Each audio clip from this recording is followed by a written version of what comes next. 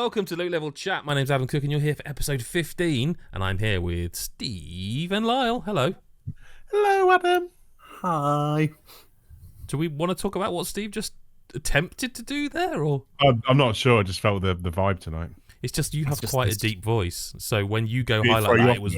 Well, I was already thrown off enough, but that was weird.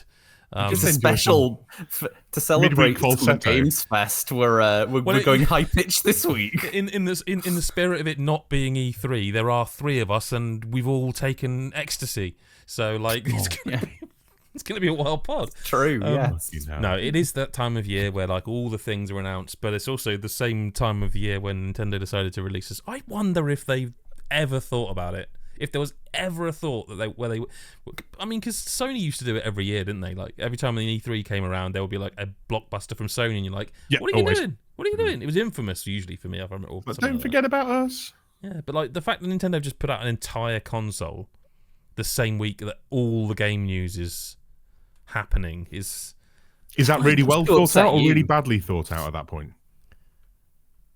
I think they don't care. I mean, I wouldn't think they just care. Don't give a shit. Like, if there's only one brand that can go, and do you know what I mean? It's like, it'll be those, yeah, of course it'll. Do you know? It's kind of a. Do you know who I am? Isn't it? Really, in some ways, it is. Yeah, it's the console version. We'll get to Switch. We are going to talk about that, but we are also going to talk about not E3, Summer Games Fest, whatever you want to call it, the Summer of Games, which is what they call it. But we're not going to do it like we're just going to go through all the conferences. We're not going to go through everything that was announced because frankly we have to sleep at some point. Yeah, it'd be longer than Game of the Year podcast. Yeah, it'd be madness. It would. So we sort of picked out some, I guess, trailers and announcements that have sort of sparked our interest. And that's not to say that the other stuff hasn't. For example, not on this list is Pragmata, and I thought that was a fantastic showing. Like, I thought that looked just like a game I'm going to enjoy. You know what I mean? Yeah. Yeah. But we got to narrow it down somewhere. Yeah, there was hundreds of those. Yeah, so these are exactly that. So these are sort of the ones that really stood out to one or two of us that's made it onto this list. And we're going to start with, I think, I mentioned a Capcom game, not Resident Evil 9, Resident Evil Requiem. Because 9 would be far too easy, wouldn't it? They still got the 9 in, though. Did you see in the trailer? Yeah. They turned like a Q into a 9, didn't they? They still got it. Reference. Clever. Beat me, because I think, what did I say? It was going to be Phoenix. No, Phoenix. Why did I think that? It's Roman numeral IX. Yeah, okay, yeah. I mean, I was on the right sort of track, let's fucking be honest. It's not a bad shout, no. I wasn't far off. Resident Evil Requiem, I think it's obviously it looks, that trailer, like, it's no shock. Like, we've all played or seen enough RE Engine games now to be like, blimey. Yeah. And that's I remember the first blimey. Yeah, that's supposed to be a British thing I think I've ever said on a podcast. Blimey. Cool bleeding blimey, governor. That looks a bit cup of tea-ish. Yeah, Requiem. What was everyone's overall like view of the vibe of it all? Because I was getting weirdly big Condemned feels from it. Does that make any sense? Why would you do me like that? Like, Condemned is a series I'd love to see come back. And it had that grimy serial killer feel, man. Well, they're going back to the original sort of source, aren't they? They're going back to because Lyle, I know you're a big Resi fan as well. I don't think this would mean much to Steve. Did you realise from the trailer that they're going back to Resident Evil Outbreak here in terms of the characters? Yeah, I heard something about that. Like, I don't think I didn't click necessarily because Outbreak's not something I spent a long time with back in the day. I was about to ask you to fill me in because I have literally zero knowledge of that. Outbreak was I want to say 4-player. I think so. I want to say online 4-player co-op game on PS. Was it a 360 era thing? No, it's PS2. No, PS2. This is really? This is how far going back. They did quite a lot back then. There was a first-person shooter, like a light gun game. Back then as Umbrella Chronicles. That's it. Yeah, they've done it all. But Requiem, I say the main character. I assume from the trailer, the main character is the daughter of a character who was in Outbreak, which is really interesting to go back. And also the fact you're going back to kind of like there's a shot of raccoons, RCPD. RCPD, yeah. And there's all this stuff, and it's like, wow, that's clever. The one question I was left asking myself a little bit, and I don't know if either of you got a good handle on this, or if they've said and I've missed it, is it first person or third person? Because I kind of think it might be third, given the recent From the stuff. shots, I assumed first. Well, does it even matter? Because I mean, what was Village? They ended up making a mode for both, didn't they? And VR, if I recall. So yeah, like they've meddled about with it a bit before. Yeah, one that starts as an FPS has then been patched to have a third-person mode, like, you know. Maybe we're going to get options in there. Maybe a mix of the two. Yeah, because I always liked the first person, like especially in 7. Like I felt the first person made that game a tense as fuck, scary game, which I really appreciated. Whereas Jesus. And then maybe a bit less so in Village, because I think that was a bit more sort of campy Resident Evil in a lot of ways. It was also a lot more actiony, like from the get-go. A lot more action-tastic. Yeah. And as you said, as campy as well. I think the remake of 4 made me want them to go back to third person, but I can see that too. I don't know. Would be brilliant. Yeah, but I just don't know because it does. Well, I originally thought that 9 or whatever you want to call this was like supposedly the capping of the trilogy. Yeah, I thought that was sort of always what they said, and that it was going to be like the end of the story of like Ethan, I guess, and all that. But I'm not seeing the links certainly from that trailer. But I mean, it is literally called first trailer. It's the first, isn't it? Yeah, like so we might suddenly realize a lot more to come. But yeah, I wanted to shout that game out early because like I fucking love Resident Evil. It's one of my old I just love it, and I'm always excited because it's just. Do you know what I think I like the most about games like Resident Evil is that they don't actually have to make sense or be like narratively sensible anymore because they've got such a big fan base that they can lean into any batshit nonsense they want, and it's kind of fine. And so you kind of, whether it's as a player who just likes playing games or as a critic who has to sort of critique games, you're kind of almost excused from the room for a minute where you can be like, I don't care though, because like I want someone to just be like campy and silly with this games, and like that's what I want. With exploding insectoid heads as normal. Yeah. You know? I mean that's another thing. Like, are we zombies again now? Is it? I mean that's what I took with the Condemned thing, because obviously that's what you would expect to happen, but it looked much. Well, if you're going back to a quarantine, I say grounded loosely. There was some weird fucking creature in the dark. It looked but grounded. No, but I mean, if you're going back very to, realistic. Yeah, it's realistic. If you're going back to sort of Raccoon City, you would assume zombies are going to be a part of it. I would have thought. You'd imagine fair werewolf assumption. Stuff. Oh, interesting. Is this going to be the one that you reckon draws me in finally? No. No. Sorry. No. Stupid question. 100% no. If 4 can't, I could play it on stream for the right price, Adam. I'm not paying you, mate. Have you played 4 remake at all?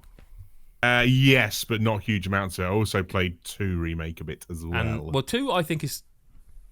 Lyle, correct me if I'm wrong, but I would say 2 is scarier. 2 remake is scarier than 4 remake, I think, because you're constantly being hunted down by a terrifying man in a trilby. Oh yeah. Yeah, it is a little bit terrifying when you meet. Is that where you based your look on, Lyle? All these years.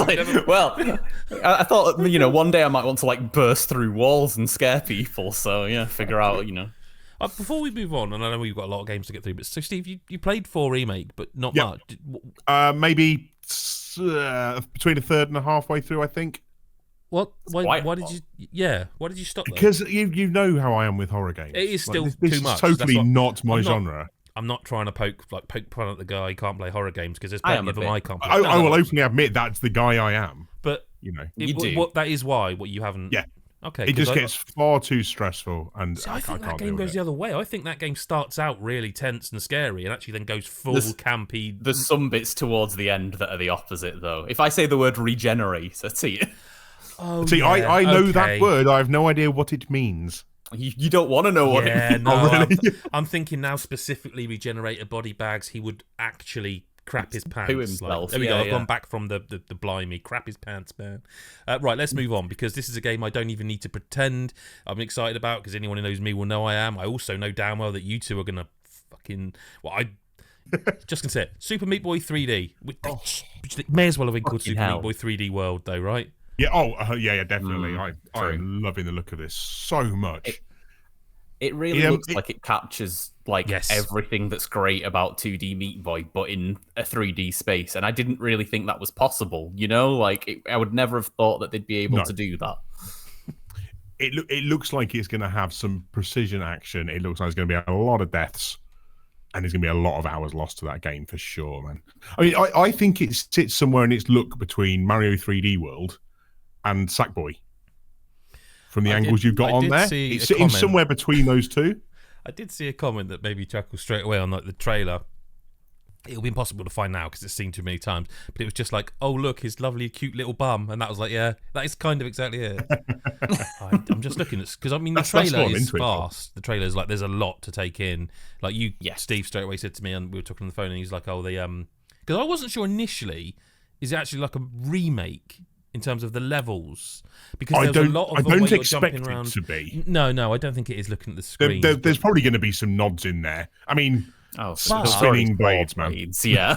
Yeah, but like it's a forest. I'm looking at a screenshot now where it's like the blades dude is like in a forest. Are you and, like- thinking it might follow the world pattern of each one, essentially? Oh, I suppose it could do that. But Hospital, I'm just, forest, it just etc., looks- etc. I mean, the only thing we have to be clear about is that so publisher wise, no issue. Head up, developed. It says like on Steam, Team Meat, but it's actually I think that's more because Team Meat is like the owner of it. Slugger Yeah. Fly is the developer. Wow. Okay, I'm back. I'm well on board now. I've just realised what game. I knew the name from someone. I couldn't place it. I've just realised Go what on, then. game they developed. Hell Pie. I thought it might be, you know. They know their way around a 3D game, a 3D platformer. So that sort of made me go even more like, okay. Of course, man. Yeah. I mean, I'm always happy to see any kind of 3D platformer as far as it goes. I know Lyle's pretty much the same as me in that case. Yep. We're going to fall straight into that little bad boy. Who doesn't want to die thousands upon thousands of times? Has anyone like downloaded like Forever or anything or Meat Boy Original and gone back and Well, weirdly, I'd already had Meat Boy on You sent me a the picture of latest that. console this week. Yeah, because I'm Ooh. predictable like that. And it's on brand, isn't it? So, yeah, It is on brand, yeah. yeah. I haven't mean- because I've got too much to play, but fair. yeah. Which I is tell fair you- enough, I man. tell you what I did think about is the end is nigh a little bit because like a lot of people refer to that as like a pseudo sequel or like the natural Yeah. true sequel and like it feels like that came out a lifetime ago as well and I can't remember actually an awful lot about that apart from I enjoyed it and it was I want to say harder than Meat Boy. There's definitely moments that are more testing than Meat Boy. Weirdly, I went back to it on a recent holiday for a bit. 'cause I Wow. fancied the Did you platformer. know And the yeah, feature? it just happens to have fallen that way, man. And yeah, it's a fantastic. I don't ever think that got a recognition it deserved. No, at the it time. went very under the radar. Like I think Yeah, a lot and of it's- people wouldn't know what it was. It's an absolutely brilliant platform, man. It's just as precision demanding as Meat Boy ever was. There's stuff And that hidden one left, was right, and that's centre. Edmund. I can never say that name properly. Edmund Macmillan was behind that one. Yes, whereas he was. That was done the- with Florian Himsel. Whereas Super Meat Boy Forever was may have not, got that and wrong. this one is Yeah. presumably not. I mean, I think that's the sort of thing you would make a song and dance about if it were. Oh yeah, definitely. He's had nothing to do with Team Meat for a long while now. There was an internal split of some form. I don't know the full details, but he's been fully into Mugenics, hasn't he, for the past 6 years, maybe? Which is not coming out this year, although they Oh. said also it might, haven't they, or something? I think wasn't it still pushing for October, but it's not on a promise. They've said it's not coming really, you know, like it can't be. They can't say it's probably not coming and then release it early after this time. Yeah, Like, if you're putting it out there for that, you're buying you more time, aren't you? They should release it on the same day. They should have a build ready to just click submit, and they should release it the same day that Hollow Knight Silksong comes out. they should, yes. So never then, 100%. yeah. Don't.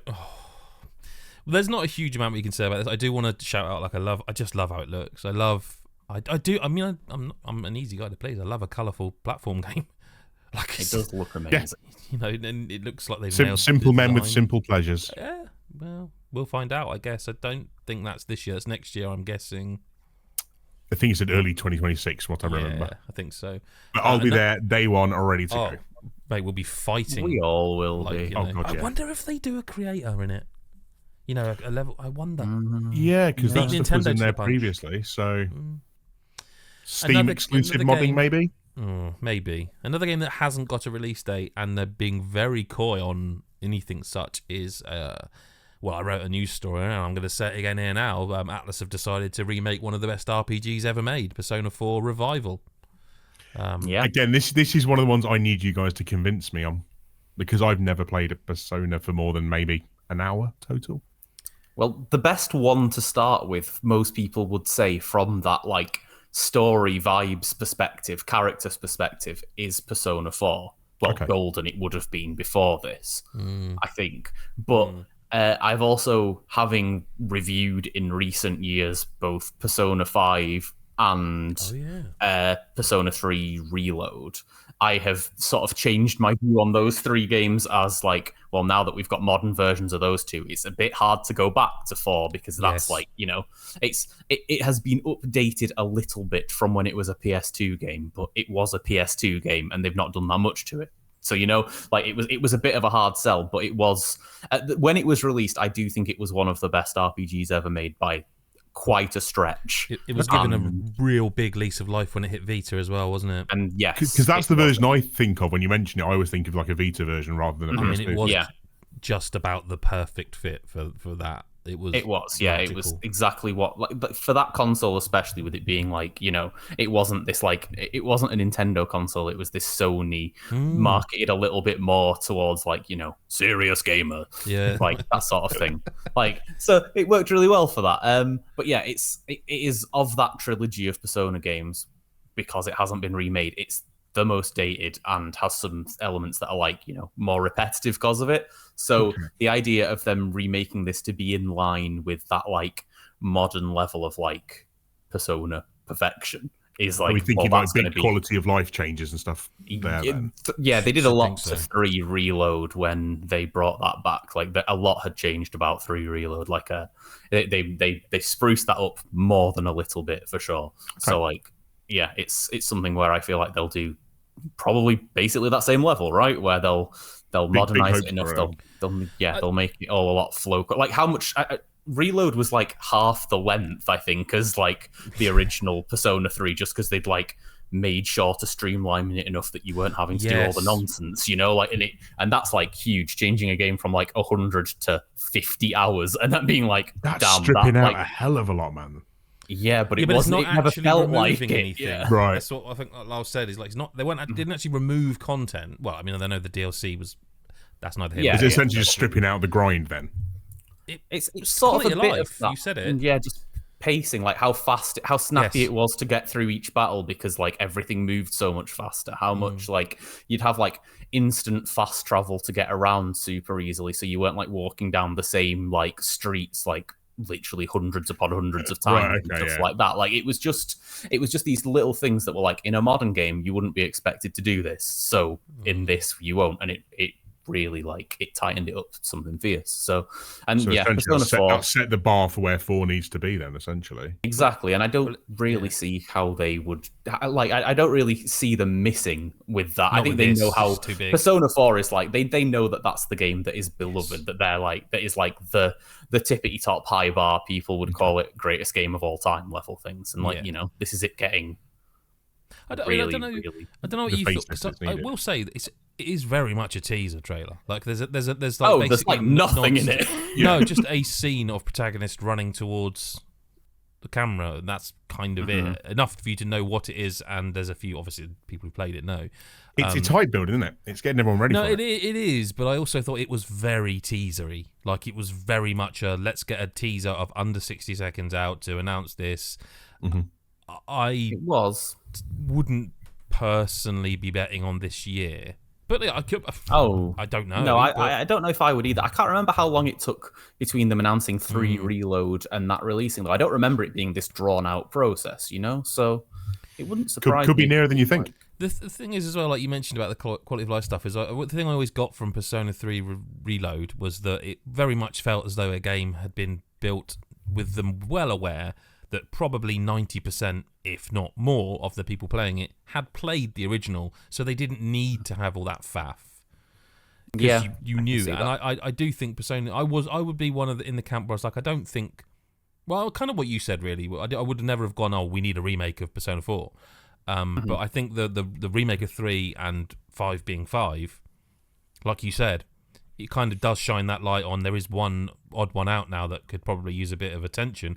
Also, by the way, it was originally the best one. So let's do this. How easily accessible is a version of it now at all? You have to go back. It's on PC. Consoles?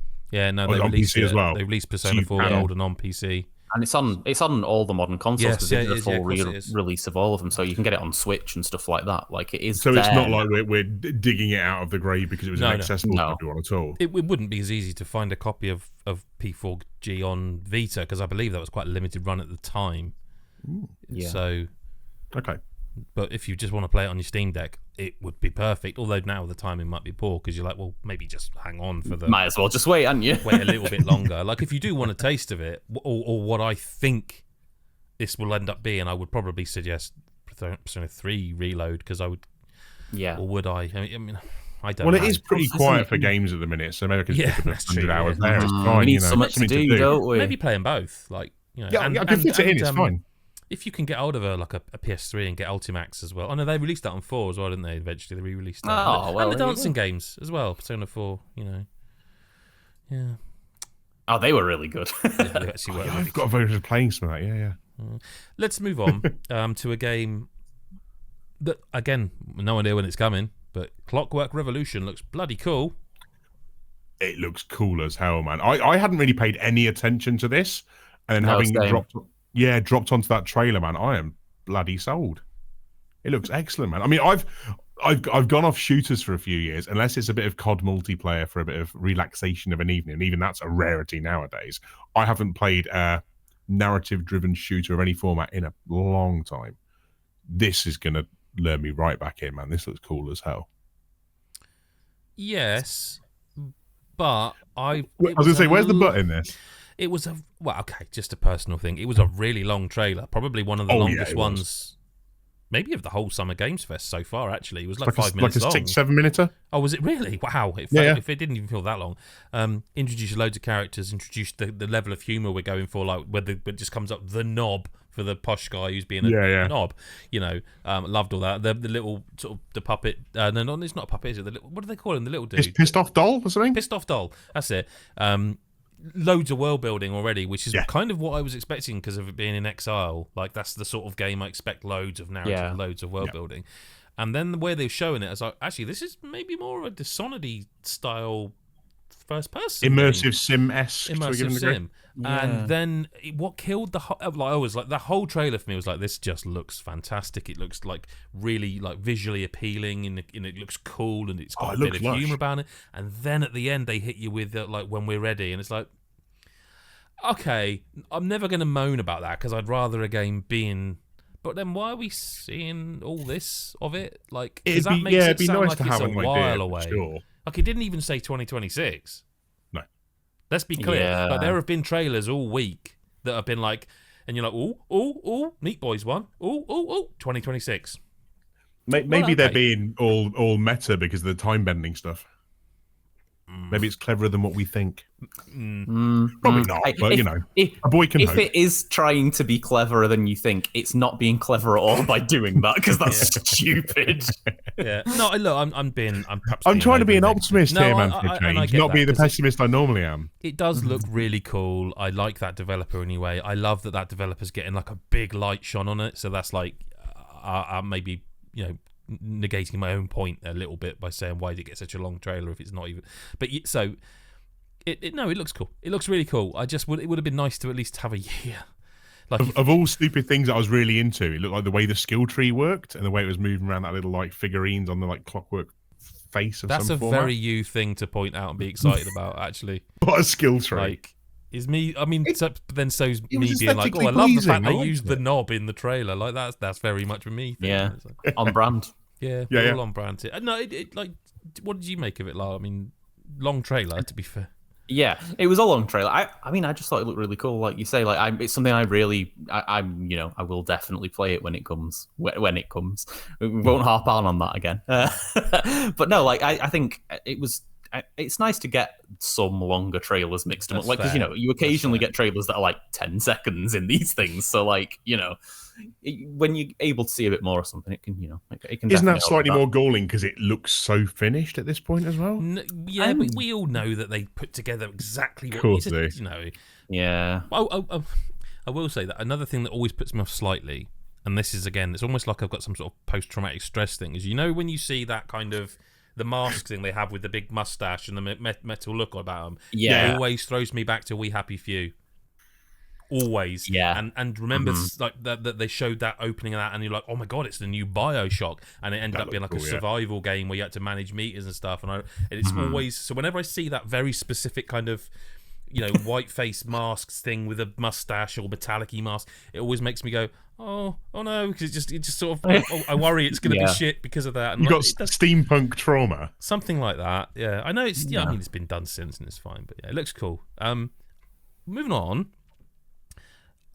Lyle, I think I owe you an apology here, if I'm honest with you. I've heard people on the team and in the Discord mention Mina the Hollower quite a lot. And it's almost got cult status, this game.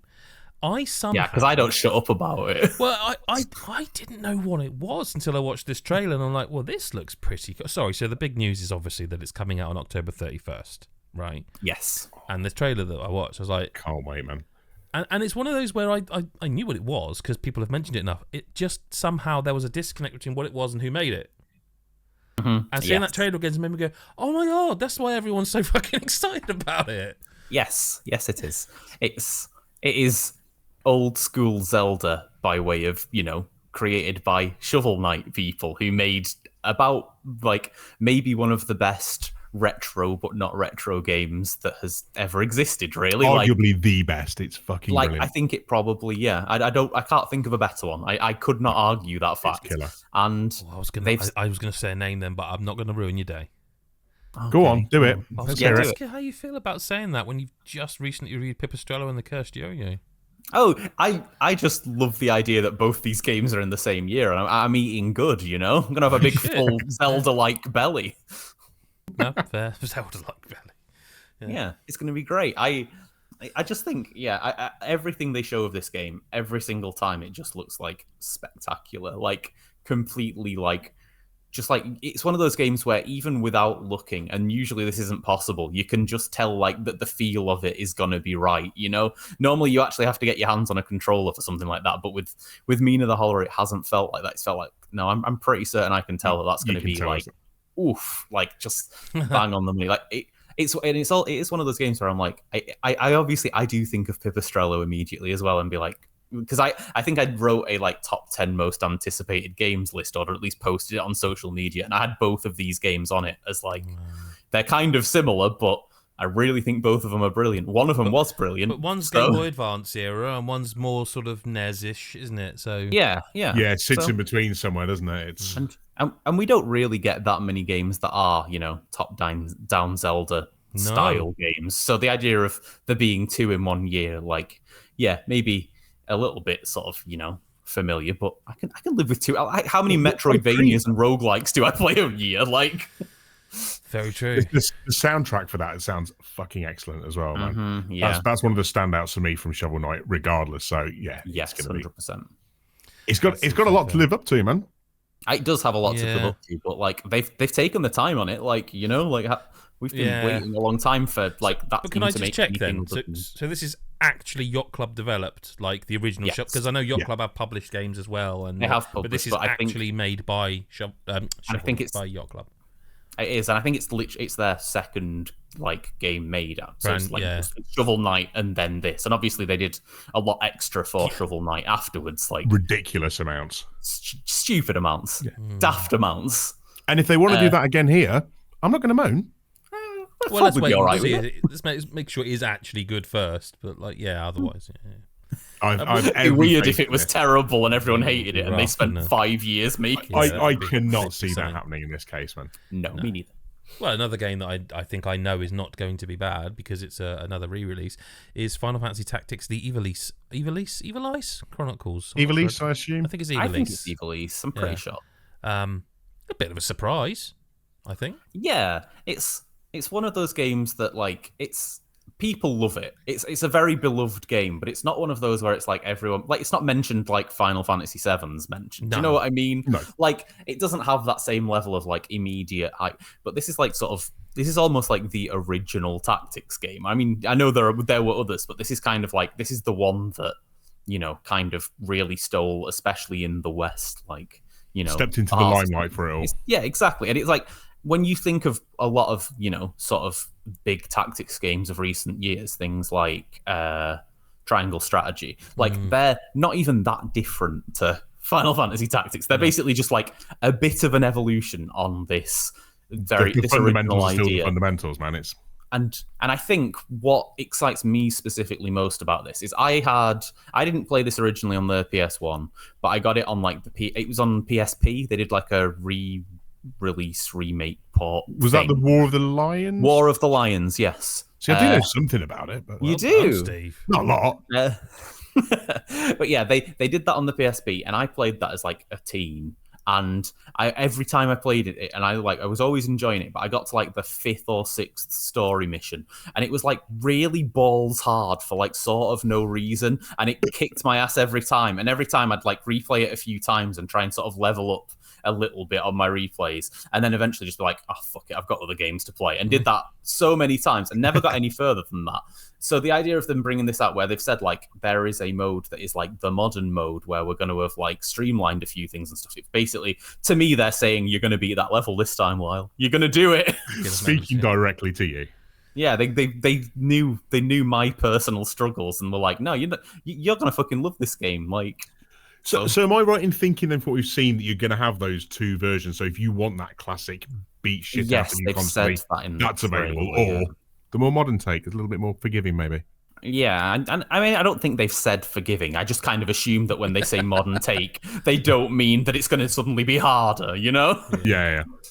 I mean, it's simple for me. You say Final Fantasy Tactics, which apparently I can't say, but you say that, and I'm absolutely there. Like I love a tactics game. The last game, specific game we're going to talk about from SGF, generally, Blighted. Now, I say this slightly worried that people won't know what we're talking about, because when there are maybe two handfuls of developers now where when they announce a game, I'm like, yep, cool, see you day one. Drinkbox are one of them. They're a developer. I do not understand how they're not like just this huge name. Like, not, I don't want to say overhyping, go like Rockstar levels or something, but they are, in terms of quality, they've never missed. They've never missed, and I don't think they've delivered a game that's under an 8, let alone a 9 half the time. You know, the Guacamelee games are incredible. They're killer.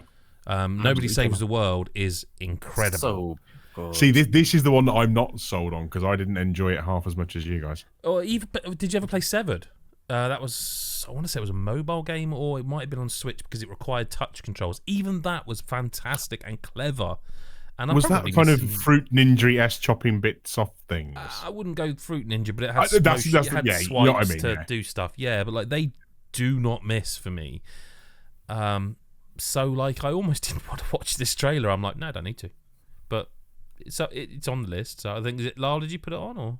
I put it on. Yeah, I mean, it was literally, they said it was Drinkbox, and they were like, oh yeah, we're making like a Metroidvania, and it's like, you know, the perspective of it and how it looks and how it was in action. I was like, oh, this is going to be bloody brilliant, huh? Like, it was one, like how you're saying, like you didn't need to watch the trailer necessarily. For me, it was like, I saw about 10 seconds of the trailer and was like, I could close my eyes now. I've pretty much got it figured out, you know? Like, I didn't clock from what I watched earlier that it was a Metroidvania. Yeah, because it looks like a Hades-like, doesn't it? Hades-like, and it seemed almost like a linear story in it so far. Okay. And then what looked like co-op in there as well at one point? I don't know about co-op, but I mean, they've definitely said it's a Metroidvania. Okay, yeah, I've missed that completely. I didn't get that vibe from the trailer. I think in the press release they sent out, it literally said it's a Metroidvania. Okay. Because I would have been the same. I saw that if I had just seen it, I'd have thought, oh no, they're making a Hades. Nothing. Sorry, to be clear, there's nothing wrong with the Hades-like. It's just that when you've had like the pinnacle of them, absolute shade from Adam on that one. No, like you know, when one of your sort of favorite studios suddenly looks like they're almost just chasing a trend, you sort of go, oh no. Yeah, so creative and unique, but it is a Metroidvania, which is one of my favorite genres. So it's like, actually, I'm not worried. It's just, I think I've sort of started associating that isometric view with a Hades-like now. Yeah. Which, you know, like Bastion is not a Hades-like. You know what I mean? It's like, but looking at that now, if you had that point of reference, I could see why you'd think it. No, but they've always, that studio made isometric style games. So yeah, I mean, Drinkbox day one for me. So. Yeah, 100%. I mean, that was the main takeaway for me. It was, this looks really cool. This looks, you know, pretty unique in its style and, you know, all that sort of thing. And also it's Drinkbox. So, yeah. And it was one where I'm like, I just don't think people, like you say, like people don't put Drinkbox on that pedestal like a lot of other developers. So the idea of them just like it feels like this has almost gone a little bit under the radar in amongst like everything that's gone on in the last month, you know? Certainly had for me. Before we leave Summer Games Fest and get into the Switch 2 goodness, I did want to just briefly mention, or rather ask, if you guys had any overall thoughts about like Xbox's showcase, Sony showcase, the actual SGF showcase, so just any sort of quick sum ups or anything anyone thought of any of them. I've got a few, but by all means jump in if you've got one. Yeah, I'm going to be guilty of not having seen half as much as I should have, to be honest. I'm still playing catch up over the next few days. It's been just an absolute deluge of stuff to get into that unfortunately I just not had the time for, but I'm looking forward to jumping in when I get a moment to do it all. I think if I play just catch up on trailers, that's probably like 7 hours worth just right there. Yeah. Even cutting out chatty bullshit out of your schedule. Yeah. What are you doing Saturday? Trailers. Okay. Trailers. Yeah. I thought Sony's sort of, I don't know. Would you consider that part of it? I felt like it was. It was sort of like you can bunch it all in. I thought this was excellent. I thought that was a really one of their strongest state of plays in a very long time. It was just kind of game after game. Where I'm like, yep. There was a lot that was just really interesting in that selection as well. And then there was even stuff like there was new Astro levels and stuff like that. Like Christ, I forgot all about that. Yeah, great. Like, we're just getting random freebies for something we fucking love alongside everything just made else. My night. Thank you, Lyle. Oh, Did you not realise that? I just forgotten it. Just so dropped I out of my completely. Head. Yeah. But like I thought they did really well in terms of even like you know, Ghost of Utah is coming. You can't just pretend it isn't. But I thought they did well. It was just like a quick look of it, and then we're going to do a state of play for that. Yeah, so, we're on a promise, aren't we, for that one? Yeah, so I thought it was, you know, they didn't waste anyone's time on that. I thought it was great to see some of the third-party stuff like Pragmata, which I thought, again, I know people are probably like, yeah, but it looked really kind of like my kind of game. Like, I really enjoyed it. Xboxes, I thought, had some really cool stuff in it. Some surprising stuff, though, as well, and some lacking stuff that... Yes. I mean, I think the problem with Xbox's one is they are still dealing with legacy issues that they announced so much that we have not seen for a fucking long time. Like, I got carried away. I'm not going to pretend I didn't. So, the very final trailer was Black Ops 7? 800. Whatever it was the new Black Ops. It was Black Ops 7, yeah. And it starts off, this trailer, if you haven't seen it, you can watch it along. But if it starts off and it's like it's very futury and tech-like. And again, this is kind of their one last thing. And maybe I just forgot that, of course, they own Activision now. So very futury, very techy looking, like butterfly, colourful butterfly, and I'm going, Perfect Dark. Were you thinking Perfect Dark? 100%. 100%. Which would make sense. Of course it would. But then as it was going along, I was like, it's fucking weird. They're really focusing on this, like, this man. And, unless they pulled like the ultimate bait and switch, and that Perfect Dark now is not about James Dark. Yeah, it's the 006 James Dark. Yeah, like unless they've done that, and then of course they cut to the scene where it's like Mason, and even then I was like, oh shit, and I realised that's COD. Just dawned on you. I don't want to be like Mr. Negative because I know Call of Duty sells gangbusters, and of course if you're doing a broad showcase, of course you end with Call of Duty when you own it. Of course you do. But like it did leave me going, where's Perfect Dark? Where's, do you know what I mean? Like, where's State of Decay? Where's Fable? Where's Fable, man? Yeah, most importantly. Like, Jesus. Need that. Everwild is another one, although but like, and that, I'm sure there's a billion others. But that's Gears like, of War. And... Well, that apparently is next year. Yeah. But, yeah, I mean, I don't know. I know what you mean. I mean, Indiana Jones was this for a long time, and then we did actually get it. But Indiana Jones was one of these, like, announced 10 years ago games. Like, was it? I don't think it was. No, actually. right. It was like, it was a long time, wasn't it? It definitely took some fucking doing. But yeah, like, I don't want DLC coming for as well. Yes, true. I don't want to like throw shade at Xbox because I thought that generally speaking there was like some really good games. A really weird way of showing Hollow Knight Silksong, I thought. Yeah, they just that was really peculiar. They've been burned too many times now, man.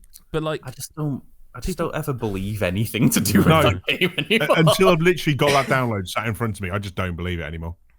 No, it's safer that way for most people, I feel, for sure. I can't take any more hurt, Lyle. It's also like, as well, Obsidian are doing some fucking heavy lifting for Microsoft at the moment, aren't they? Oh my god, yes. Three games in 1 year. That will be Grounded 2 and Outer Worlds, Outer Worlds 2, and of course Avowed this year. Like they're either they must have like the best development pipeline, or I don't know what, but like, they're really doing some heavy lifting. Yeah. How do you feel about Grounded 2? Weird. That just feels like such a weird one to me because, no pun intended, did Grounded ever get off the ground? Because it hasn't in my eyes. It's popular within community, the Xbox community, I believe. I should love that game, by the way. What really got me about Grounded is I kind of got like really into it when it was early access for like a few weeks and like really went hard into it and there wasn't really enough in there. Yep. And then every time I went back, I was just sort of like, yeah, there's a bit more now. And then I just sort of fell off it entirely before it actually like came out and then never looked back, you know? Well, it's a story-based game, so do you want to keep playing through the same story every time there's I don't know. I like Obsidian a lot, so I'm totally pleased for them. And it was always a really cool concept as well. That's like if there's going to be a sequel and it means that like it kind of gets me into that, I'm like all for it. Unfortunately, they're doing the same thing with the sequel. It's going into preview program. I have to ignore it this time. It's the whole thing, night one, job done. And it's not, again, this is not a criticism because it's good that Microsoft are kind of supporting their games like Sea of Thieves got a thing, Fallout and Elder Scrolls Online, because obviously they're in Bethesda now. So it's good that they are getting like new content and support and updates, but as part of a wider showcase, it always reminds me of when I used to get excited because like EA would show off their new FIFA, and that's like, cup of tea then, lads, because this is going to go on a while. They're the kind of bit for, and I think unless you're into Elder Scrolls Online, unless you're into Fallout 76, it's always going to be that. Summer Games Fest Showcase itself, I thought was kind of interesting because really well presented by two talented people and loads and loads of announcements, but kind of a throwback to actual E3 because where you've got like Nintendo Direct, Sony's just State of Play, Xbox Direct now, Developer Direct, where they're just like bang, bang, bang, bang, bang. This was like the old style of like, we're going to talk a bit about the game and then we're going to have someone on stage and then we're going to show a track. So it was really strange to see that. You know, this was kind of why I was waiting for like the supercut of trailers for it because I haven't got that much spare time to sit and go. Was it 2 to 3 hours worth? Yeah, it was at least 2 hours, wasn't it? That's a lot, man. So yeah, that's what I've barely seen anything from it because I was like, I'm just going to catch up at some point and just do trailers straight through because that's what I want nowadays. Yeah, 100%. I think I kind of agree with that, and I think it was for me more because of how it was presented in like that structure than anything else. It was like the showcase I kind of got the least out of just in terms of enjoying watching it. It's not that the games necessarily were bad or what was shown or anything like that. Doesn't help how late it is for people like us as well. Let's be completely honest about that. Doesn't help. If it's going to be 2 hours long, you want it to start at 9, kind of 10 is pushing it. It's pushing it, It's really pushing it. Okay, so fill me on what I should be looking out for then, because I barely know anything from this. What's some highlights? Oh, I can't help you there, mate. These have all, aside a few bits, they've just like merged into just trailer again. Blended into one trailer. There's no way to know what's from what anymore. No, I'm afraid not. Oh, man. I can't help you. Sorry, Steve. Did they? I think Summer Games Fest had the announcement of Lies of P's DLC releasing now. Okay. I think it had the announcement of Code Vein 2. No, that was at Xbox. See what I mean? Literally it's too easy for us to merge Mortal into Shell one big 2. thing. Mortal Shell 2 was definitely SGF. Definitely. Okay. SSL's like, that's not really helping you, is it? No, not really. Games. No. All I'm hearing is I'm going to have to do a day of catch up. I mean, you know, it's going to be a good day. Double speed it. Just like absolutely bomb through it all. Just bomb that. You save that time. Why not? No shit. Was the James Bond game? Or was that the James Bond game? I really liked. Was that Sony? Was that Sony? I think it was. Yeah, because that I do remember. That's one of the few things I have actually seen and thought I can't wait for this as well. Yeah, that's been on a promise for a long while, and now to finally see it coming to fruition, man. You a big Bond fan? You both are by the sound of it. Yeah, I love a Bond movie, man. For sure. Yeah, it's got a vibe that other games don't, you know. There's a different sort of charm to it, and it looked like they captured it well in the game, you know. Did you notice how it looks like it's blended all eras of Bond as well? Because it's got the whole Daniel Craig vibe, and then hanging over a pit of alligators. Yeah, It's it had, pulling it had a all bit of of those strands everything. together, Yeah. man.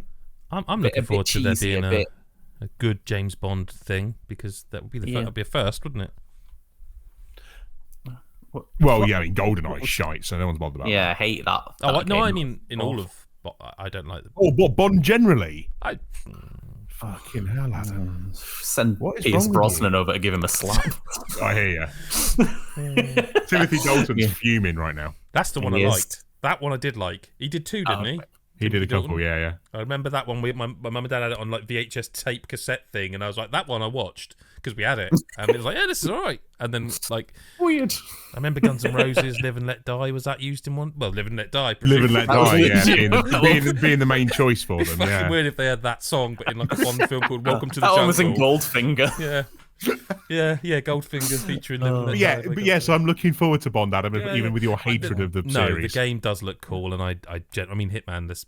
Well, we can talk a bit about Hitman soon, actually. So yeah. Can I very quickly as well shout out that there was an accessibility Of course. showcase amongst Of course. everything else, and it was just really fucking cool to see like all these different games featured for so many, gamers That of feels various. like it was a month ago, as you're describing. I it know now. it does. Yes, it That's- does. It's been a lot, but like they showed games that they showed game jams for blind gamers. They showed all these That's games awesome. for different people of different hand dexterities, and it was even like there were a few games that were kind of bigger titles that I wasn't really expecting to see in this thing that's like put together by I was gonna ask essentially you a one question main about it, actually. person.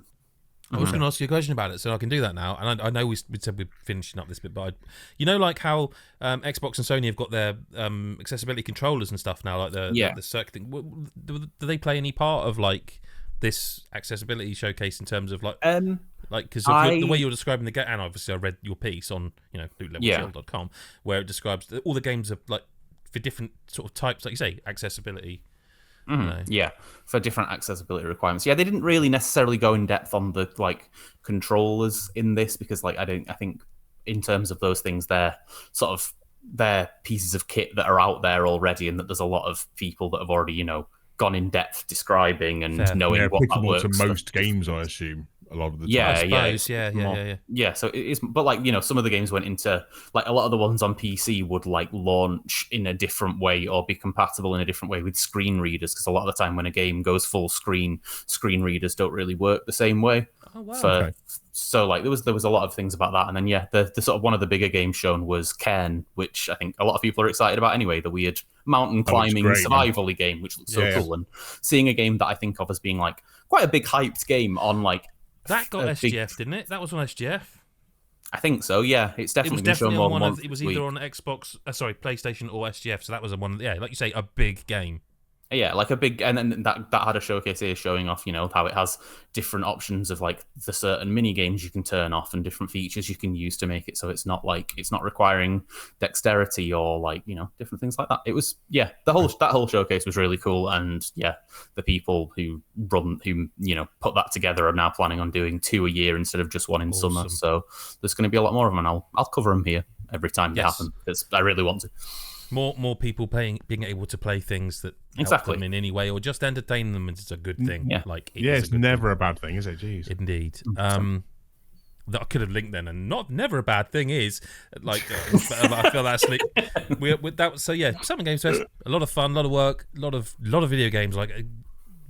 There's a lot more than we have described and discussed here. That a lot. Still more really going on, and I was going to say it's not really finished. I mean, we didn't even mention the new Plague Tale, but we can't all of them. We just anyway cover all the things. As I mentioned at the start of the pod, there is also a little aspect here of the world of game right now, where the Switch 2 has come out.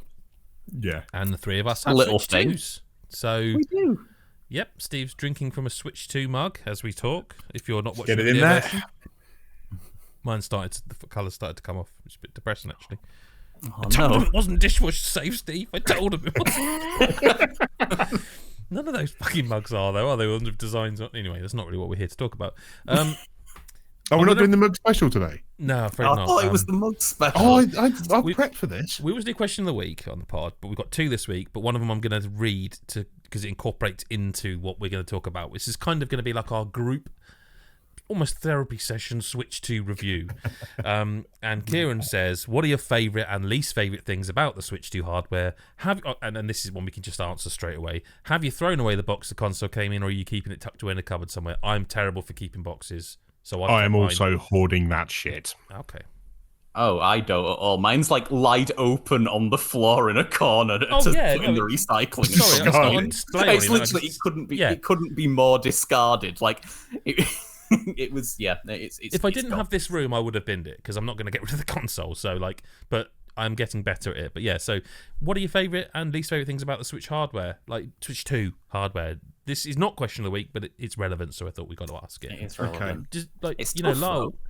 Okay, so one thing I've not heard a lot of talk about, and maybe it's just me not being part of the conversation and living my own little bubble. The sound from that console, man, is excellent. The speakers on there and the Virtual 5.1. Before we get any further, excellent, man. We have to be clear here, because are you talking about when you stick it in the dock or in your hands? Handheld, I'll be specific here. Okay, because I thought when I do what? Stick it in your hands. Oh, okay. Honest question. Innocent question, Stephen. No, as a handheld device, man, the speakers on that little bad boy are amazing. I don't think I've ever had better speakers on something that is like it is handheld like that. Like it sounds so much better than anything else I ever use. I've literally just been studying games, spinning slowly around just to listen to it go around. Oh right, the virtual surround said something is wrong with me, but you know. well. But that's one I say I've not heard many people been chatting about really. So yeah, I think it's deserving of attention. Yeah, no, fair. Would you say that is one of your favourite things? Yeah, as far could you sing it then, please? These are a few of my favourite. No, I'm not. You've already had falsetto me. You're not getting any more yet. I can't. I'm not a fucking dancing monkey. Well, I am a bit of one, but no, I don't want to be greedy.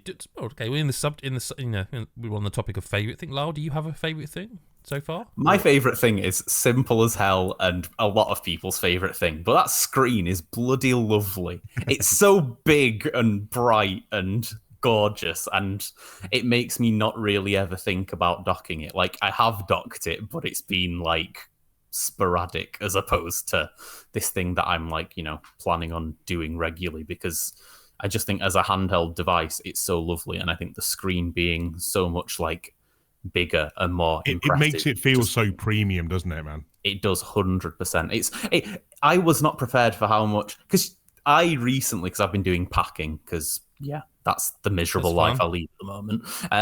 But I found my Wii U gamepad, which obviously is like mine's over there. Yeah, it's my first handheld. It's a preschool toy where you press the buttons and it makes funny noises. You know that, and then you go to the Switch, and that's what I mean. That's because I said something like this in a podcast before. Like you did. The Switch 1 feels like, well, okay, it does. They were prototyping back then, and this is the Switch now, but the Switch 2 does. It does. Like I didn't think there was a way that I would think that the jump was sort of the same, and I think the jump is sort of the same. Yeah, it is, man. Totally. Going back to the Switch 1 now, you're kind of like, what is this? Now? It feels sort of lightweight and flimsy. So long with this. Yeah. And I never would have thought that until now. And as soon as that's just kicked it in the arse, hasn't it? Yeah. And it's even making it a bit hard to go back to my Steam Deck. And I didn't think I'd be saying that. I totally agree with you, man. Yeah. Got this big hefty thing, and I'm like, what the fuck is this? This isn't so pretty. Big and like... so one of my favourite things, and I think I'm going to be the most sort of... This is a silly one. I really love connecting them fucking Joy-Cons. It's so good, isn't it? That's never going to get old, is it? That's good. No. And again, like you said, Lara, you didn't think it would... It's still just a click, isn't it? The sliding click and the little colours that appear showing... but now when you pop them on, they sort of bubble and bulge on. It's a bit like almost the modern iOS tech where like you do the volume and it bulges from where your finger is. It's like it's made the slide-on Joy-Con just feel archaic so quickly. Yeah. It has so quickly. Have you tried to play the game where you hold it on your hand and just move it closer and closer till it just snaps in? No. I suggest you do. It's very enjoyable. Did you know? You know when you get two magnets and you're playing the game and you just try and get as close as you can? I understand it. Did you know, though? Here's one for you. Did you know, and I know this because it tells you this, remarkably that it tells you this in Nintendo Welcome Tour thing. Did you know? Which I've still yet to play, man. Did you know you can put them in upside down? I did know that, yeah. And back to front. You can put them the wrong way round and all different angles. And it just works. That's just blown my mind. Yeah. They show you it in the video and they go, and don't do this. We don't think you should do it. Like, I wouldn't have. As you're already there doing it, as it's showing you. It's like sort of slowly sticking a fork in the electric, going, now don't do it. I'll tell you what, this is going to make for some interesting challenge runs on Twitch, isn't it? Oh yeah. When they're now the wrong way round and backwards. Yeah. Wow. Someone's going to be doing a Souls run through like that. I swear, at some point that's going to happen. Do we want to do more favourite things, or should we try and do least favourite things? Because he does ask. Least favourite, man. That's least favourite is actually hard. So I keep looking because mine's literally like sat here. So I'm looking at it thinking, give me some inspiration. What's bad about you? Yeah, what? Give me something. Okay, I'll go for one. I think probably the most techie sort of one. I don't like the way they've implemented the HDR stuff. I'm not convinced by the HDR when you're docking it to a TV. Something's fishy, because I've used devices of HDR for years and they just work after you calibrate them. I'm having a real tough time with this machine, getting it to output HDR properly. I mean, you know this because you've seen the group chat where I'm like, could you show me your screenshots? Because I'm going insane here. And I thought I had it today, actually. And I played Kunitsugami and I was like, why is the menu nearly illegible? It's so dark. And for fuck's sake. To the point where I'm like, I'm going to stop tweaking this. TV end, aren't you? Because there's not actually that much you can do. No, because the TV is set correctly. I know this because I've watched HDR content on like BBC iPlayer. I've watched PlayStation 5 games with HDR, Xbox. I know that the TV is unless there's some absolutely crazy stuff between the Switch 2 and the TV that I'm using. That's a possibility. I mean, we know that stuff is a thing because with sound as well. That's what I mean. So the issue, the least favourite thing about it is that the HDR, what's the word I'm looking for? Not tool that you get it set up with on the Switch end is super basic. The calibration tool is really basic, and that is causing issues with the actual display in my end. So I guess that's my least favourite thing. I don't know if others are having this issue. I've been Googling and stuff, so it is showing up. There is something going on. I don't know. Do we think it could be TV brand specific? Mine's an older LG, so maybe, because like every time I look up certain stuff, it's referring to menus that aren't there. But this TV displays HDR absolutely fine on a PS5 Pro, and Xbox Series X, and BBC iPlayer. So I say it because I touched upon it with like one of the things I don't like. Well, it's the thing I least like is trying to get 5.1 working from Switch when docked to TV. Yeah, fair. I have the same issue. And I think from what I understand, this is very much an LG thing as well. It doesn't like to play with it properly. And so I've had to do all sorts of messing around trying to get proper 5.1 rather than like achy fakey stereo, essentially, trying to emulate 5.1. And I've spent way too long pissing about trying to get that that's where I'm at with this HDR thing. I'm like, look, just turn it off. And you didn't have HDR on Switch. Just turn it off and just stop. But I can't. Stop playing. But I can't. Lyle? But then, again, me trying not to be pessimistic, cynical me, we're in week one. These are really technical things that you say. There might be solutions, we just haven't seen it, or we're doing it wrong. Or it could be little software tweaks and updates that we're going to see over the coming weeks. There is that. That's what I would hope.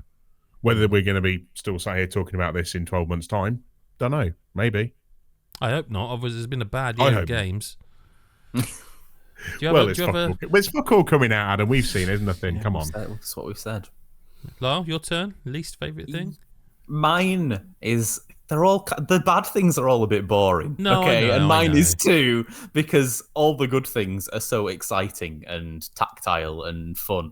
Whereas my bad thing is like they've sorted this thing out with virtual game cards please don't. for online sharing. Here we go. And it's like they've not explained any of it, and it's just caused havoc to everyone. Well, let's use this as a PSA, right? Because I think I've worked it out, and again, I should have been playing games, man. That's what was. Do you know those people who go, "Oh, you just play games all day, don't you?" And you're like, "Yeah, fuck off."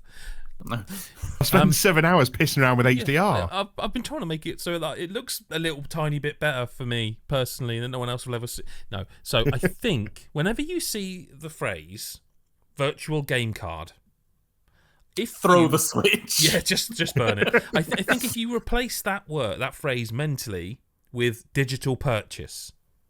Mm-hmm. I think you can get 95% of the way to understanding what the fuck they're talking about with that stuff. but certainly not 100%, Adam, because it still gets bloody confusing at times. There's still there's a screen about this, and I was reading it. It's like, nope, that. And my theory, I'm testing it, going, that works. Yep, we're working. And he got to the last bullet point, and like, that doesn't make any sense. They're the same things. Punches you in the face at the end. But what I think that ultimately, for people who are concerned, it's about game share. And sorry, even that now they've used that term. The old-fashioned way of game sharing. Yeah. That's two different things now. Yes, that's a different thing entirely. Game share, as in one purchase, two users, does still work, but you cannot play the game at the same time. And it is a slight faff to get sorted too. It's really actually not if you know exactly what you're doing. I'll rephrase, to get your brain around what you need to do is the faff, but the second you go, if only to explain more simply and not just a complete mess of words thrown at you when you're looking on screen, you think, what the fuck are you trying to tell me? Yeah, no, Lara, that was a great show. Your one actually matters as well. That's because it does a bit, yeah.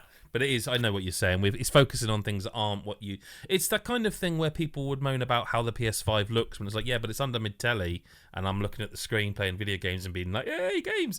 Yeah, so we should try to move, because that's I think more in keeping with what we do, and certainly if you've listened to the first half of this about the games we've really enjoyed looking at. Mm-hmm. I mean, what do we want to do? Do we want to talk about like the hardware, how we're enjoying it? Do we want to talk about games that are standing out, or because there's a couple of hidden gems I think that are kicking around? And I've been finding it hard just to drag myself off bloody Mario Kart, to be honest. I mean, that's absolutely sucked me in yet again, as fully expected. Yeah, I think talking about the games makes the most sense, because if we've talked about our favorite things about the console already, like bring them up as we go, right? But yeah, I mean, Mario Kart's the game. It's the game, isn't it? It's the one. The big one. Yes, it is. Yes. It's why people want the console, really, and, that sort of thing. And it's really, really good, yeah. It's all right, isn't it? It's very different, and it's very ambitious. And I think sometimes that leads to things getting away from it a little bit. But I also think that there are some elements like, the knockout racing, which is just the fucking coolest, most and also hectic. The most stressful Mario Kart you will ever play. Yeah, like how the amount of times where I'll be fine, and then you'll get to the little barrier between the next one. I was like, oh, well, I need to be above 12th place, and I'm in like 5th. It's fine, and you just watch as everyone somehow goes ahead of you as you explode like 20 times. And Red Shell Central just fucking. How's everyone's thumbs? Indents after a session? Not too bad now. Yeah, fine. I'm fine. I've got tough thumbs. Apparently I haven't. I actually did. I thought all the joking about it online. I'm like, oh shit, I got a little dent. Yeah, it's just obviously people hold it down so hard. I think it was because that race I did actually get first on knockout, and I hadn't ever been in first, and so I didn't understand. I mean, it's pretty tense anyway, but when you're actually in first, that close to the end, it's just tense. Yeah, no, you're there praying for it, like getting a question about me, like don't just be coins, don't just be coins, don't just be coins, and there you are again. Here's some more coins. Here's some coins. Have a couple of coins. Yeah. Yeah, it's like you say, it's ambitious, and I think it has the potential to upset traditionalists for the game. Essentially, we talked about this briefly off camera, and we were saying that expecting to have a 3-lap race around a track does happen, but it's not every race, which is what we've been so used to for so long. Be it X amount of laps or whatever it may be. Now you're not getting that as part of your Grand Prix. You're getting 3 laps on the first race, and then you're moving on to the next area. Now that takes more of a linear track going through to it, and you'll end up doing 1 lap at the end of a given area. Now I'm personally not so fussed about that. I spend a fair bit of time trialing, so I get to have that time with a given course. But if you're not getting that, you don't always learn the course, as you said earlier on. You've not got them ingrained into you yet, because you're not spending enough time on a given track. No, same. And I can see how that would upset some people if that's what they're expecting. I misunderstood, because I thought what was going to be the case, and to be clear, this is not how the game works. I thought it would be, here's 3 laps, Lyle wins, Steve's second, Adam's third, if he's lucky. Yeah. And then when that's happened, you then just drive through to the next lap, next course. Yeah, same. That's what I thought it would be, whereas it is actually, instead of that, is like you might start and do a lap, then carry on, and the rest of the race will be the route to which is the course. But it's not and it's not like that's bad. Like No, the they're routes fun. aren't not fun, but it's like for me, it's like there are like I'll be playing through like a Grand Prix, and I'll not know what track I'm on because I have like no emotional connection to these courses because I'm like, well, I don't know where I am. I'm on a deserty road, and I'm going towards this thing, and I'll be in it for a little bit, but it doesn't mean that I like remember. No. Like I could list you about 8 courses in this game when there are a lot more than 8 courses because for sure. Because like I just don't have that connection because it is just this linear thing and like but there is previous for this on Mario Kart 8 where you've got a couple of tracks that do that sort of point to point rather than the mountain one, which to be fair that's one of my favorite courses. The was it Wario Mountain? Yeah. The Ice Mountain? So we kind of have had experiences before. They've lent more into that here. But I think when we because even though we had that experience with it though, how I found it is that I've been like, these were like the exceptions among a Grand Prix or among a knockout, cup or whatever, as opposed to like it's all of them, like if anything, the linear ones were like, oh, this is interesting because it's a big line and it changes, and even then it would be a big thematic line as opposed to a bit of driving on roads and then a lap around somewhere and then a bit of a driving on roads. It's probably my least. It's my biggest issue with the game, to be honest. And it's not that it's a big issue, and it's not that I'm not having fun. Absolutely, doing pretty much because we've got our own expectations from previous. Maybe we need to move with it. Embrace this more. You say that, but I think this is quite.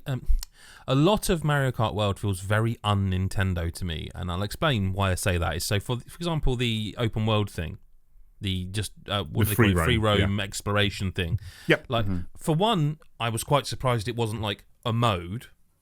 I was surprised you just press a button from the main menu, just carry on. It's kind of cool, actually. It's cool. Yeah, it's not like a listed thing, is it? No, not at all. Which did initially maybe go, that's a bit odd, but okay, doesn't matter really. You can play it; it's no big deal.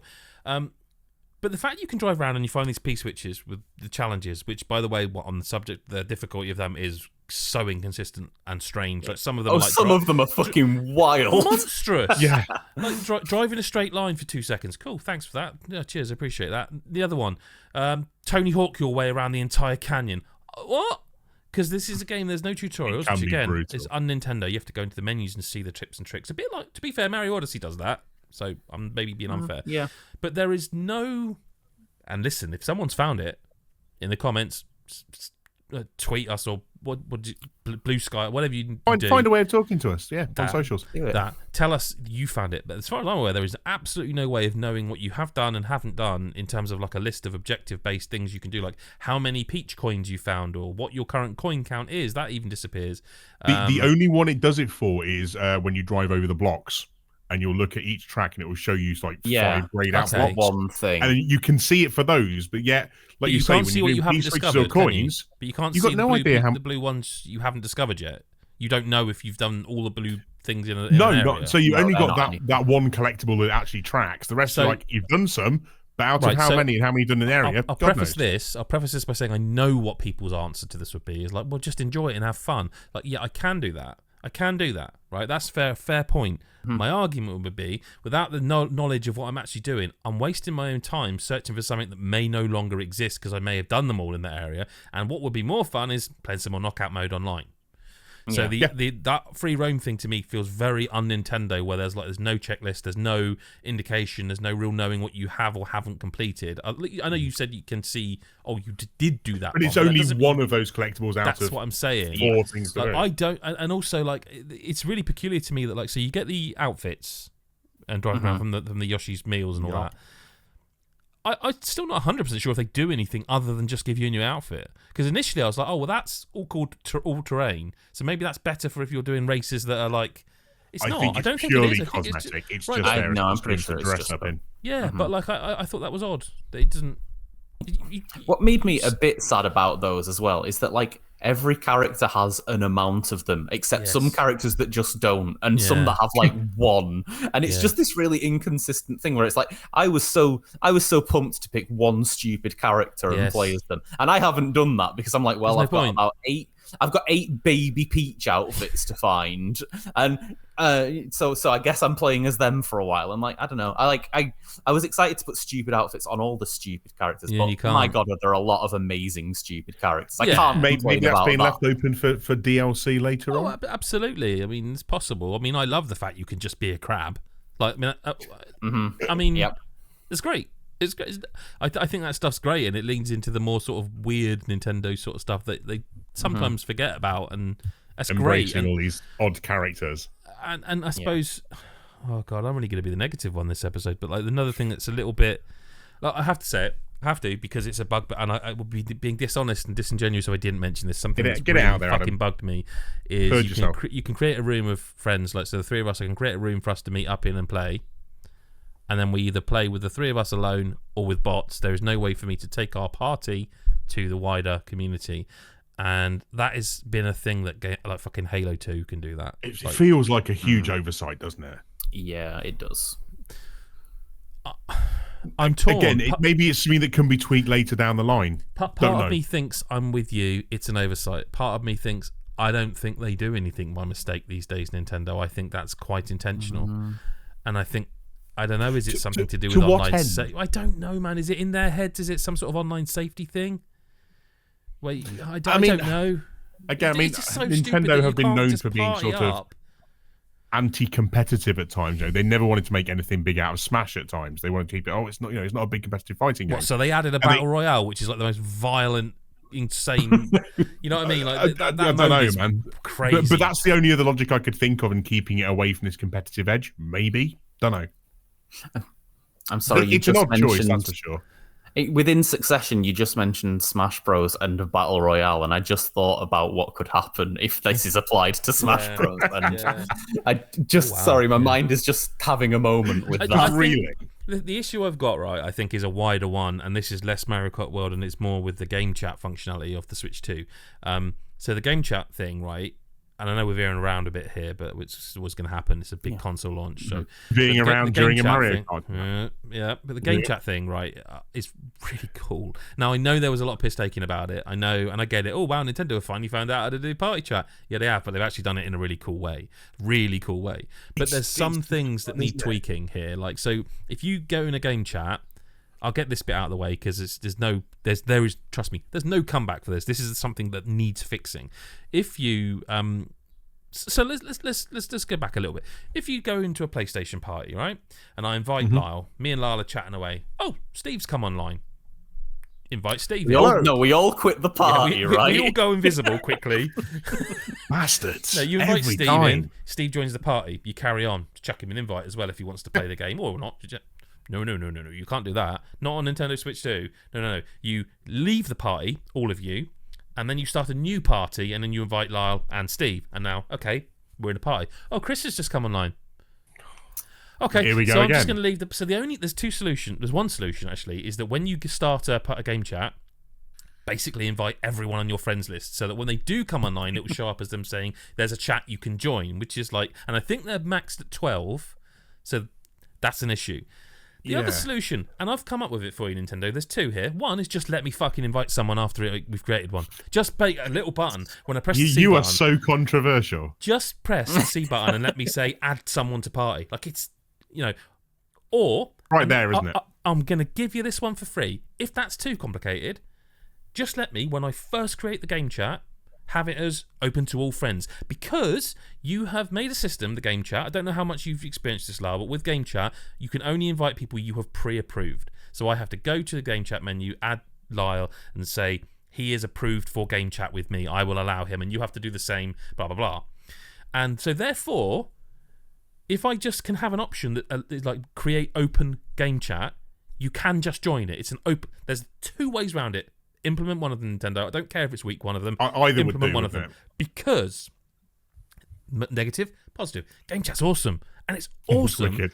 And they've implemented some of it in like Mario Kart. So cool. So I don't know if you've seen much of this. But like, so if we're in a game chat, and anyone who doesn't know, like, you can. All the stuff they've shown, by the way, is all accurate. It chroma keys you out, green screen. You can have just your face on screen. You can have your whole picture of your living room on screen. You can have.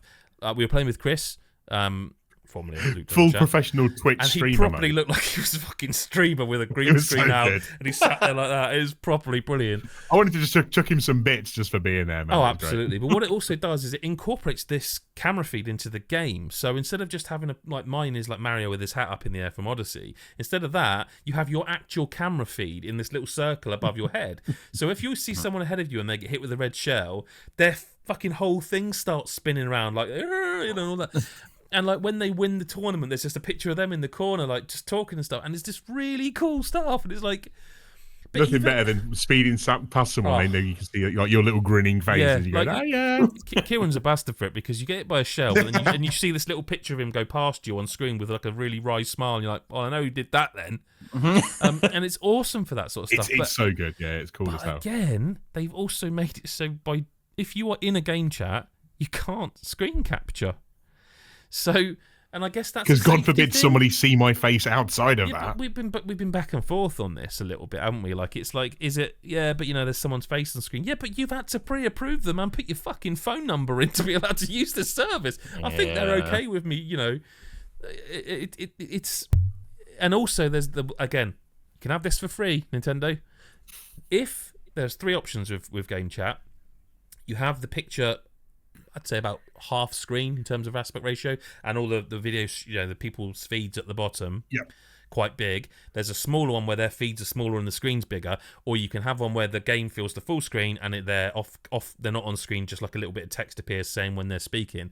When you do that, which let's be honest is the ideal one, because you think to yourself, well, their feed is going to be in my game. I'm going to see Steve as he goes past. I don't need him at the bottom of the screen anyway. I can't watch him. It's like down looking there. at someone else's screen when you used to play split-screen shooters. Yes. But looking where But unfortunately, if you do that, if you go to like the minimized version of game chat, it kills their feed from the game as well. Even though it is still there, it's like, just make that a thing, because that's the fun. But it's some really odd choices, man. And again, I go back and forth, and is it deliberate? Have they not thought it through? Is it genuinely that they are so, I guess, new to the online arena? I don't know. I don't think we're ever going to find out, to be honest. Well, no, definitely not. Not a clue. I mean, those 3 fixes across game chat and like they would make this system. I'm very much enjoying this system. Like I want to shout out. We've sounded a bit down on it for the past few minutes. No, not at all. I think it's one of those things where because it's so close. What I mean? These are small fixes that I feel a company of that size, they're small fixes for the Nintendos of the world to implement that would make it just like that, that bit more. Like Lyle mentioned with the game card stuff, you just need to get someone in the copywriter who can write the copy that you can read it and understand it in English when you're in English.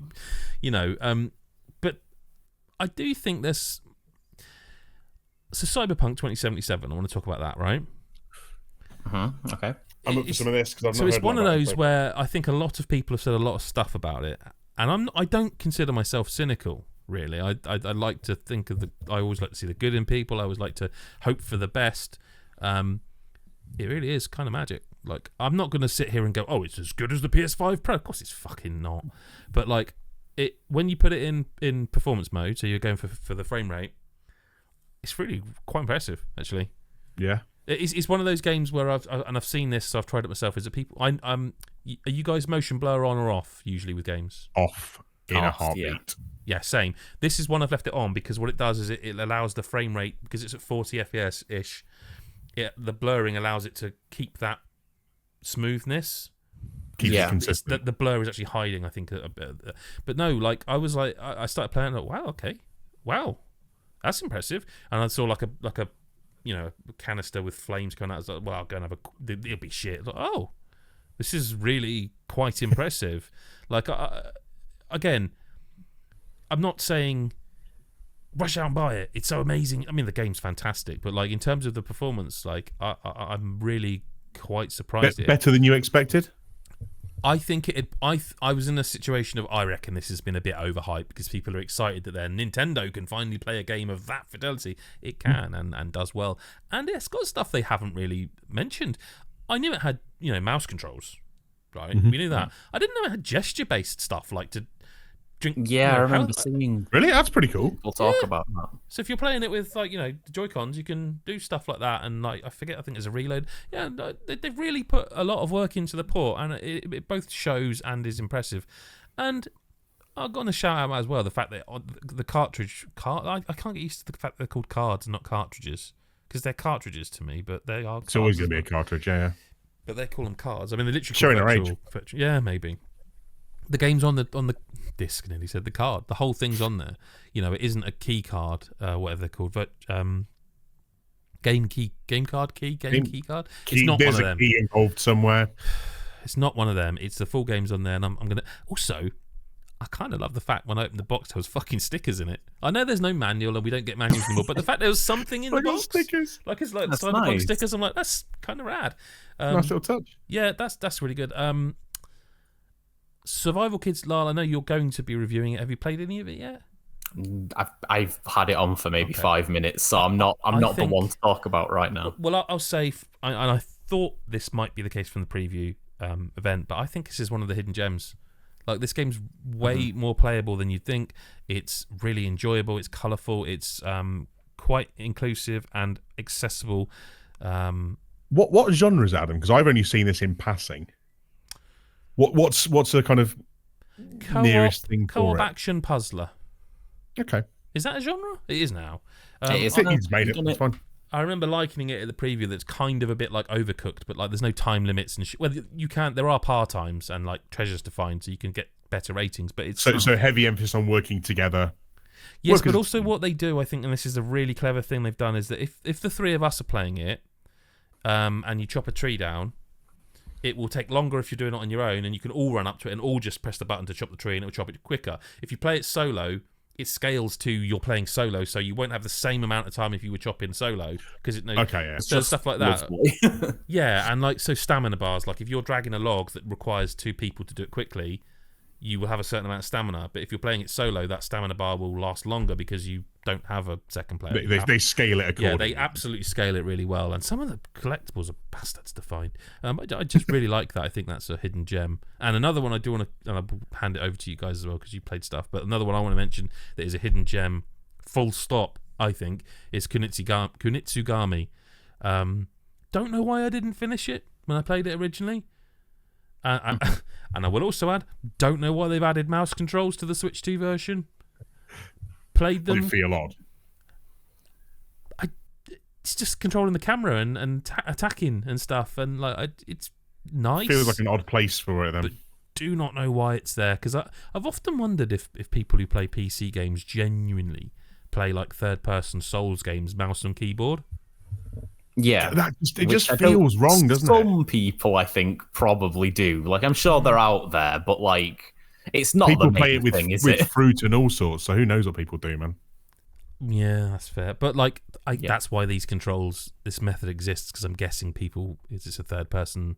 Yeah, you've got options, I guess. Whether you want to use them or not is up to you. But I do want to say I think that game's fantastic and so weird and different and kooky, and I'm like, yeah, I'm really into it, and I liked it. Like I said, I liked it before.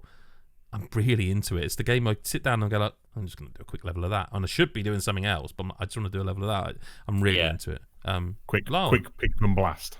Yeah, Lyle, anything jumping out? Games wise, or I'll do two quick mentions, one more fully thought out thing, but quick mention to Sonic Cross Shadow Generations, which is just like I mean, it's not doesn't really do that much different on Switch 2, but like the like freshly made Shadow portion of that game is like really, really like gorgeous lighting, neon-y space bollocks for a lot of it, and it really blew me away when I like was playing that on the Switch 2, and then it was just running. Like, I mean, you have to change that to performance mode too. That's a performance mode switcheroo game.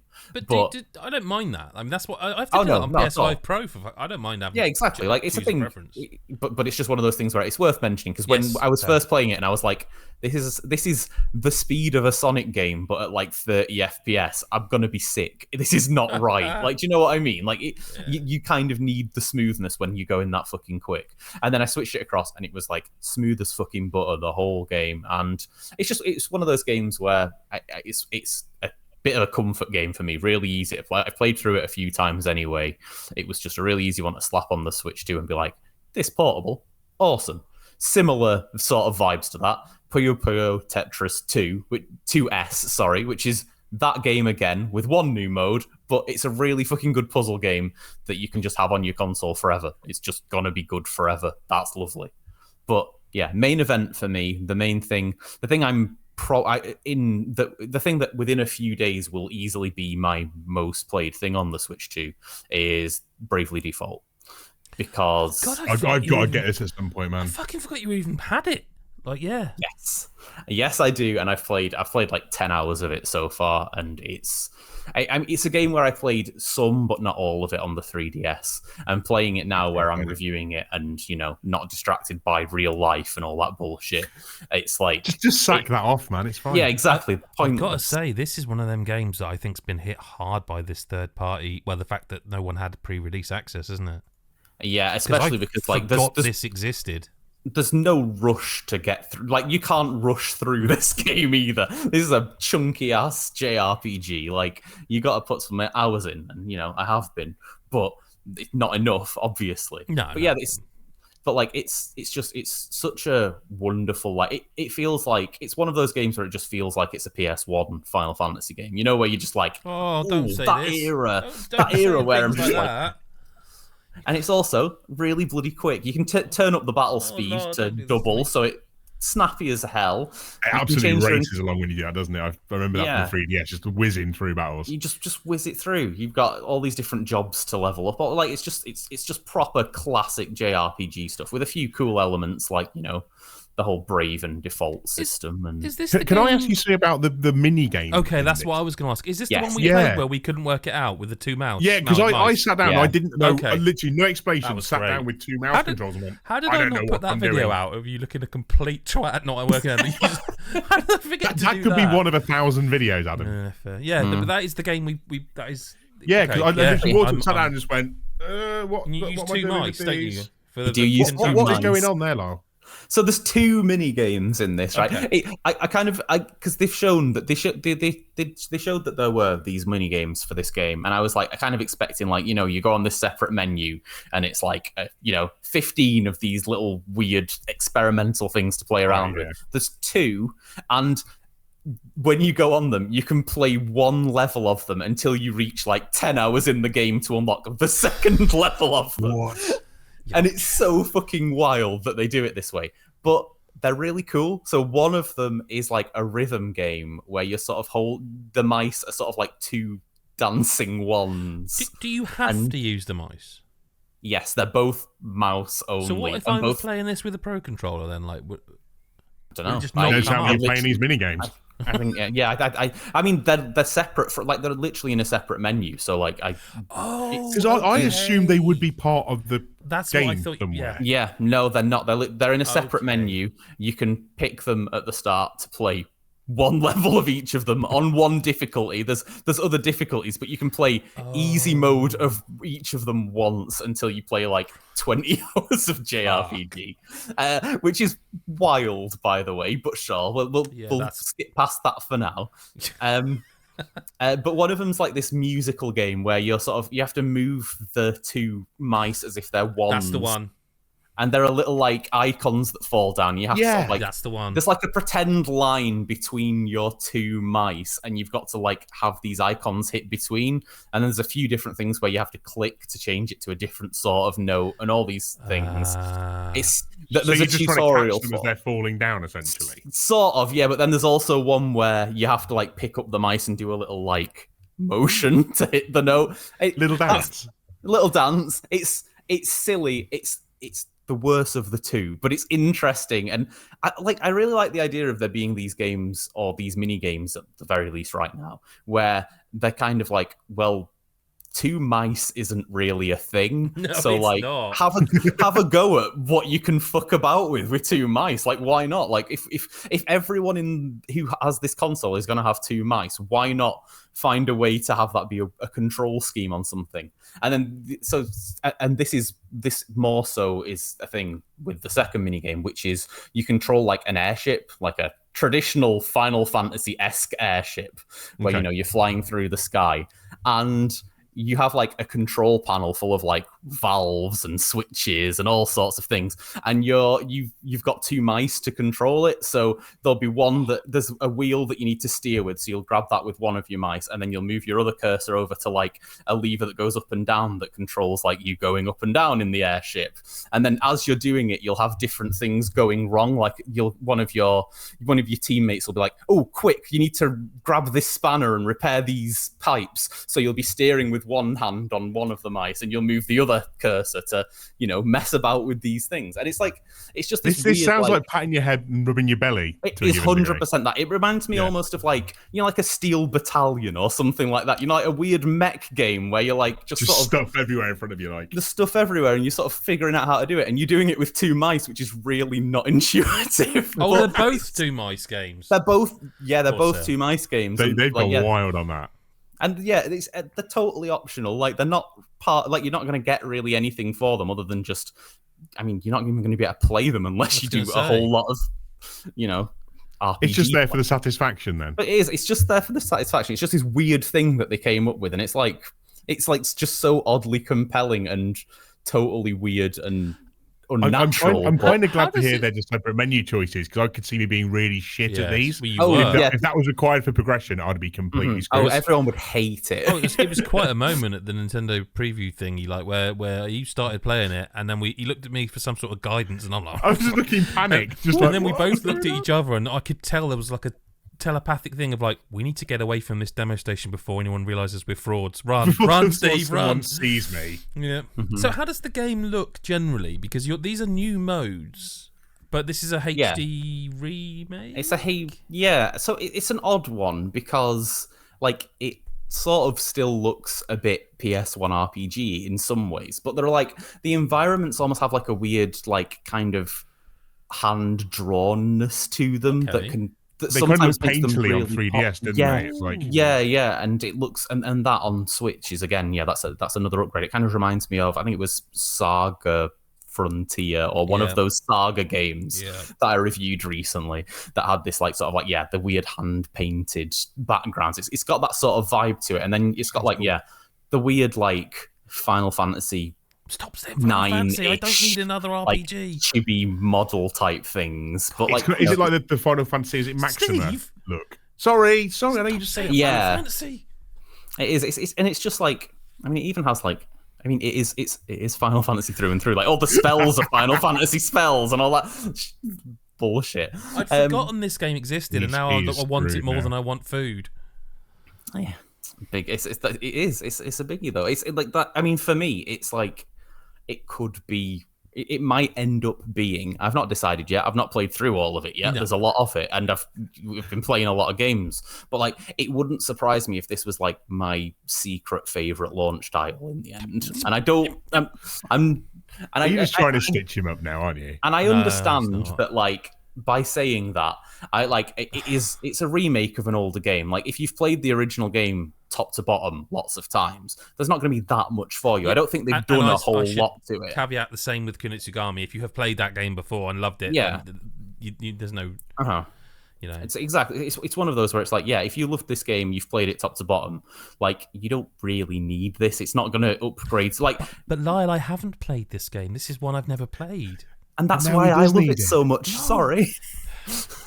It's really good. It was already a 3DS game, so for portability, it's what you want, isn't it? You know, like that sort of like, oh well, if I'm going to be putting a lot of hours into this, I want to be doing it in my comfiest chair and with telly on in the background while I grind. You know what I mean? Well, speaking of that, if I remember rightly, there was like a timer-based kind of mini game in the game as well, which lends itself to that perfectly.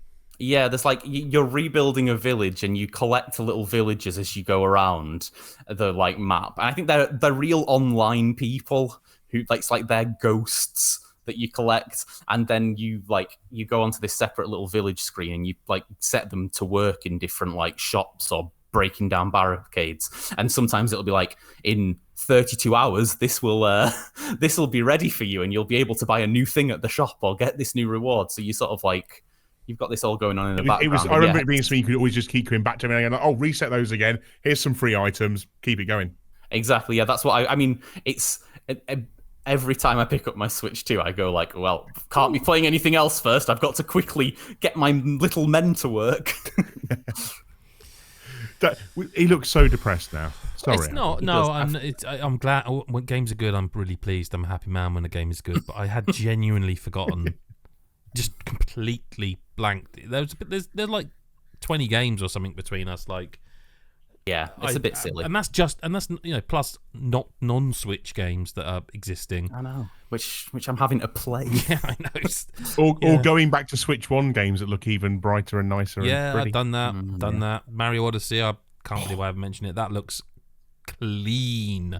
And there is Pokemon Scarlet is like a new game. Lyle, you skipped that, didn't you? I need it. I know. I need it so badly. Again, it was one of those where I'm like, yeah, but is it? And then my son's a massive Pokemon fan, to the point he's got a Switch 2 because he wanted to play this, and obviously he's got one because he wants future games on Switch 2. But we booted it up together, and he's been playing through it since. And I was like, oh my God, that looks so much better. It's like all the complaints I had about that game when I reviewed it were technical. Like it was like, this is a really fucking good Pokemon game. You loved it for every other reason, yeah. But and I do not want to undersell this, it was so technically ropey, unacceptably so. And they'd done a few bits here and there, but they never got it acceptable, you know? It's gone. Those technical issues, bar one, are gone. Like, just gone. And it's like, thanks. Yeah. I am half. Am I right in thinking this isn't one that had a specific Switch 2 upgrade? It's just not happens a Switch 2 to be edition. Upgraded. I don't really know. This is another thing I've not been hugely clear about, because I think I need to do a bit more testing, and I've only just started doing it. Bayonetta 3's had some kind of boost. Yeah, there are some games that seem to get some sort of like natural boost because they like their frame rate is uncapped, I think it is, or something along those lines. But I think something with load times as well, maybe for certain games. But outside of that, I think there's been like 20 games or so that have been upgraded as like a sort of for free to spruce them up like a very decent amount. Like Odyssey, specifically talked about showing that that's what they're getting. Yeah, whereas we're actually getting something that seemed weirdly coincidental. Like, oh, this is actually getting a bump anyway. And then there's been the few, obviously, like the Zeldas, where it's like you pay a little to upgrade it, but like it's a bit more substantial in some ways. We live in a weird world now, because I booted up the Kirby one that's getting a redo with the extra content, the Switch 2 edition, and like, that has not actually been upgraded in any way yet. It's still got a little bit of that. It feels like a Switch 1 game. So it's like, well, I assume if I don't, well, I mean, I've got Nintendo Switch Online, so I think that's one of the ones I don't know. There's a lot about this. I think that is one of the ones that you do get with online when it drops. So it won't matter, but like if you had just a cut, I don't know. Steve, talk about games you've had to go on. Okay, so I'm going to go for Hitman, because I've started putting an ungodly amount of hours back into that game. Well, that's a good sign. Yeah. I'm going to start off because you've made me realise while you've been talking what maybe could have been, and I hadn't really thought about it until you've mentioned other bits today.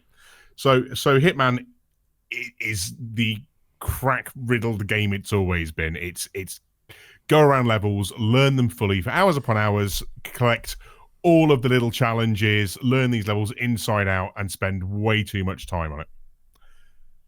And it's great still. For me, this has always been a top-tier game. I'd happily give it 11 out of 10. I love it. It's always been fantastic. But from what you've talked about so far, and specifically when you mentioned Cyberpunk, made me realise what they hadn't done. Yeah, this is what I'm hearing. So couple of little things which were fine, I've gotten used to. Frame rate has been a little bit all over the shop at times. It's not been the most fantastic port I've ever seen. That's a shame. And maybe that's me having expectations, having played it at 60 solidly on other consoles. This has been a little choppy at times. It's taken some getting used to, but I have gotten used to it. And it's become completely fine now. Not a problem, really. Handheld or docked or both? I've done a mix of the two. It seems better in handheld. Interesting. which is not what I would have guessed at initially. But yeah, it seems more solid when played in the hand as opposed to on the big screen. But yeah, that's a minor thing that I've gotten used to. It's been fine. But now you've said it about Cyberpunk. So this controls very traditionally. You know, here is your controller. Here's how it works. This is a game that could have benefited from maybe some motion gestures, maybe gyro usage, and I hadn't really realized that until you mentioned it earlier, and I suddenly thought, oh, okay, why isn't that there? The game is still fantastic. If someone hasn't ever gotten into this, you've now got a package that you can walk around the streets with of the most full version of this game. Not that you would. That's ever been there. This includes all 3 base Hitman games. It includes lots of the DLC. There's very little that hasn't been included. There's a couple of missions there that are still available as DLC for the sake of $5. If you're interested in buying a few extra cosmetics and a mission, there's a couple of bits you can do still. Okay. But it is nigh on the most complete version I've seen of this game. Now, the other thing that this an odd one, is how you play this game primarily online. Oh, so a lot of the features that are there are only there when you're connected to the online servers. So you've got the base game missions and doing these things, but if you want those extras, if you want the specifically sniper missions that you can go and do, which are possibly my favorite bit, weirdly. I love those, they're so good. You don't have access to those if you're offline. Sorry, so what the game actually does is create 2 different saves. So you can have an online save that will carry through and you will level up and get all the bonuses you get for leveling up, or you have an offline save, which is completely detached from that. So if you're offline, you're not going to get the full experience, which seems weird on a handheld device. Correct me if I'm wrong. It's a bizarre... I believe there's been issues with this as far as other... versions go as well. Yeah, there's a PC thing where like if Xbox you have an offline save and it's not compatible with the online save, it can't like sync up and connect. It's one or the other. Yeah, they are completely Right. separate. And here you don't actually get access to some of the bits that you would expect to get access to. Yeah, sorry, if you're not online. I don't get that. What do you mean? What? So you can't go and do those sniper missions. As far as I'm aware, when you're offline, they are a completely separate thing, and they're just not available if you're offline. Right. Which seems weird, bizarre. It's almost like you're only getting partial. If I've missed something here and someone wants to correct me, feel free. Oh, mate, there's corrections that could come in this week. I mean, don't left, worry. right, and centre. Yeah. So yeah, and I feel like I'm coming down this hard. But Hitman is still as good as it's ever been. It's a game to get completely lost in. Yeah. It is a dream for anyone who just wants to tick a whole bunch of boxes, doing odd, weird challenges, and creating silent assassin runs where you do the most perfect mission you can do. The leaderboards are there for when you're online, so you just try to creep up, getting a few extra seconds, make sure everything is absolutely perfect. It's wonderful and always has been and always will be. So I don't want to come down on it too hard, please. But it made me realise when you said about gestures, or I say for me, I suddenly thought gyro for a bit of aiming on there. Why isn't that implemented? And maybe it's something we will see later, but it's wonderful. I'd recommend it. Yes, fair. Any others? That and Mario Kart, man, have taken the most amount of time of my life in the past few days. I know we played some Street Fighter 6, but we need something to talk about in the coming weeks. So I don't worry too much. Yeah, exactly. Yeah. Fair. And when you've got a lad in the house who all he wants to do is play Mario Kart and batter the crap out of you and then rub it in your face for hours at a time, that tends to happen a lot. Fair enough. Well, we will talk about the Switch 2 more. I think the overall impression then is positive to very positive.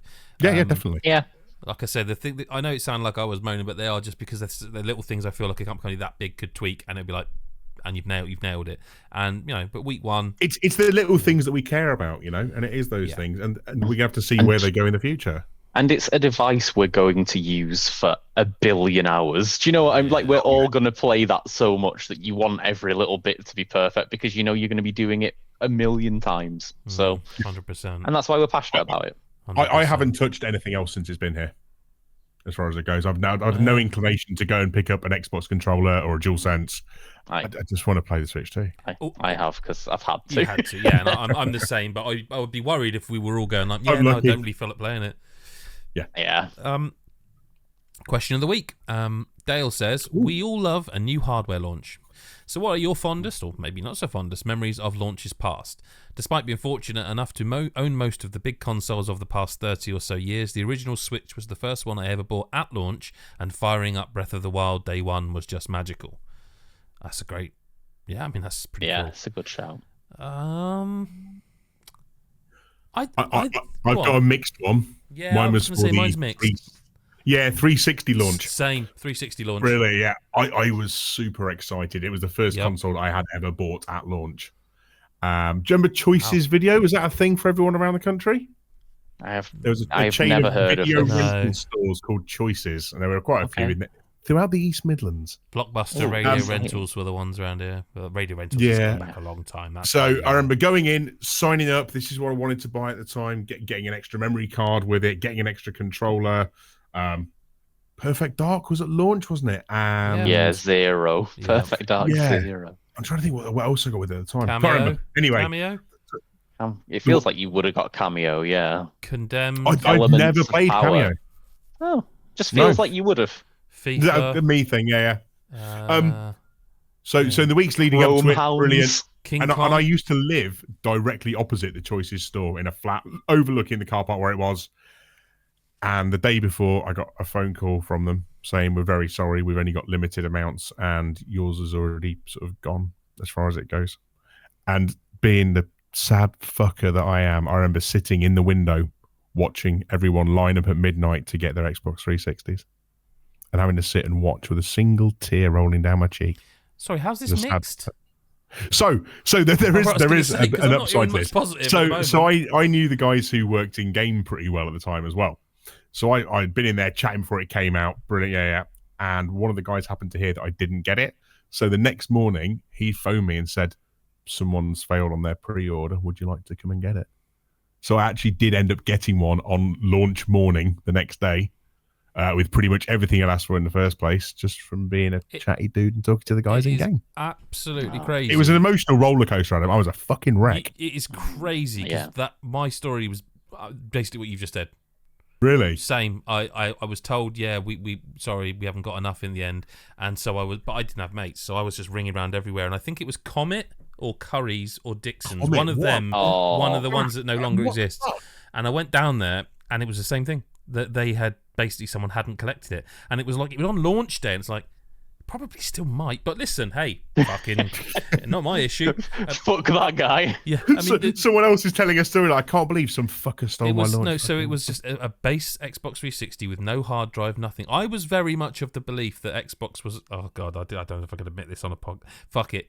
I was of the belief that Xbox was probably going to be like flight of fancy in terms of consoles. They would do the Xbox and that'll be it, and they're gone because I was always PlayStation, Nintendo, Sega.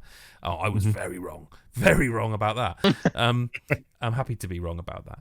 But then I basically spent the rest of the day desperately trying to find all the bits you needed, like a hard drive and another controller, because nobody had the wireless dongle. The dongle, yeah, the headsets and stuff. Like, you talk about how hard stuff is to get hold of now because of scalpers.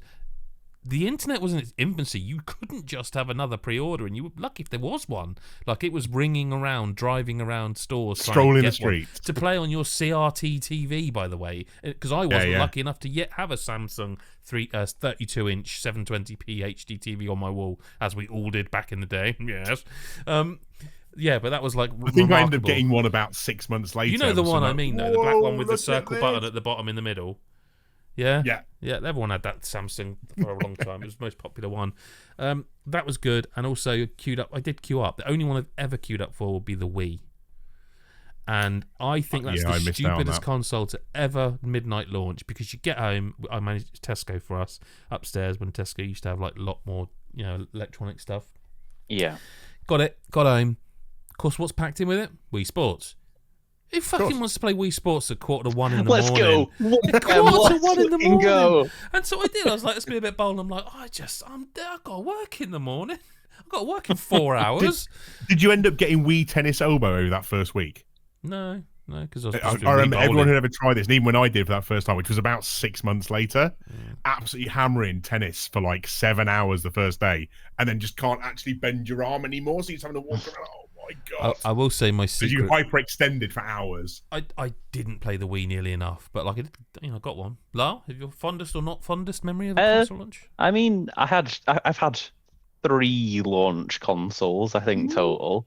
So one of them was the Wii, which I just got, like, I had it pre-ordered like ages before because I'm very organized and clever, and got it after school one day because I was at school back then, and yeah, just really enjoyed that. I didn't want to get Zelda at launch because it was near Christmas and I wanted Christmas to be special.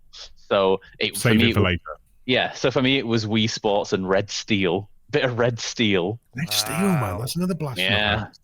So that was my launch for that. DS, I got Mario 64 DS because that was a launch thing, right? Yeah, but I think my most like. Was that 3DS? Wait, no, that was 3DS. Yeah, it was. Yeah. DS was it was Mario 64. Yeah. It was Feel the Magic XXXY. Do you remember that fucking weird game? What was that? Yeah. It was like a weird, it was like a romance game with mini games where they were like. Where it all began for Lyle. That is so on brand, man. Yeah, that was a weird fucking launch game. But they were like my peak gaming obsession as a teen launches. But I think my most special launch is like this one, the Switch 2. Because it's my first time covering a console at launch ever. And obviously we didn't have anything early like anyone else because that's part of everything, but I haven't had the chance to have a console at launch and be able to be doing stuff like reviewing games for it before because I didn't start that long ago and it was very early on when it was PS5 and Xbox in my Xbox Series S/X in my writing career, so I was just sort of helping cover other bits and bobs as it was going on in the background. So this for me was it was me waiting for my delivery slot and being I've got 5 games ready to fucking enter onto this fucking console. Man, yeah. Get here so I can get to fucking work. I did wonder about that. What if everyone's switching? We're all desperate to redeem these codes. And what if it turns up 8 o'clock at night? Because that's the thing. At least deliveries used to be they would be between working hours. Now a delivery can come on a Sunday at 9 o'clock at night. Anytime, man. Yeah.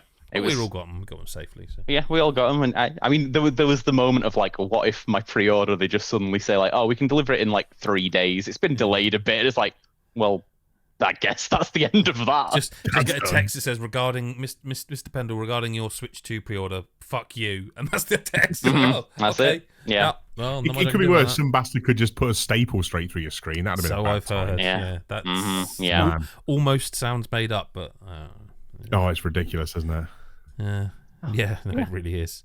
Right, well, that is a bumper podcast for everyone. That was a chunky one, wasn't it? It is. I will I'm afraid it's not quite over because I do want to just quickly tell people that if you do enjoy this, if you enjoyed this chat, we have a Patreon. That's patreon.com/lootlevelchill. And on that, we have weekly bonus episodes. And this week's episode will be a chat Lyle had with Thierry Boulanger. I said that at the beginning I did a little bit for the beginning of the audio. I still don't know. Oh, nice. How do you say his surname? Do you know? Yeah, however you did it. Yep, one of the ways I just said it. Beautifully sidestepped. Well, we're on first name terms, so Thierry, isn't it? Thierry and Lyle. That's the new podcast. But basically, he's the big boss of Sabotage Studio because we wanted to talk to them about Sea of Stars, the future, the past, and the present. And that's the written interview is up, but we like to put out the bonus audio because it's always interesting hearing people talk. You can hear the inflection and stuff when people talking, and you can genuinely hear how friendly the two of them are in that conversation. So that's this week's episode. Next week's bonus will probably be a bit of a quiz. We put one of them out on the main feed so you can see that sort of stuff. You know what you're getting. Go over there, Patreon, whatever you want to say it, .com/lootlevelchill. We're on YouTube. Just Google our name. We're on Blue Sky, same, X, all the other things, TikTok. You can find us there. Please do. And please chat to us. We like talking about games, as this nearly 2-hour bumper episode has proven. Thank you to Steve. Thank you to Lyle. And thank you to you, dear listener or viewer. Normally, by the way, I should say, if you're listening to this, there's a video version directly. But because we're doing this a bit later to get some more of the goodness in, the video version is going to be a little bit later for this one. But the audio will be out well, you'll listen to it now. So it's worth it just to see our beautiful faces. Just Always, yeah. That too. Yeah, that too. Thank you very much, and we'll speak to you next week or whenever you choose to listen. Bye bye for now. See ya.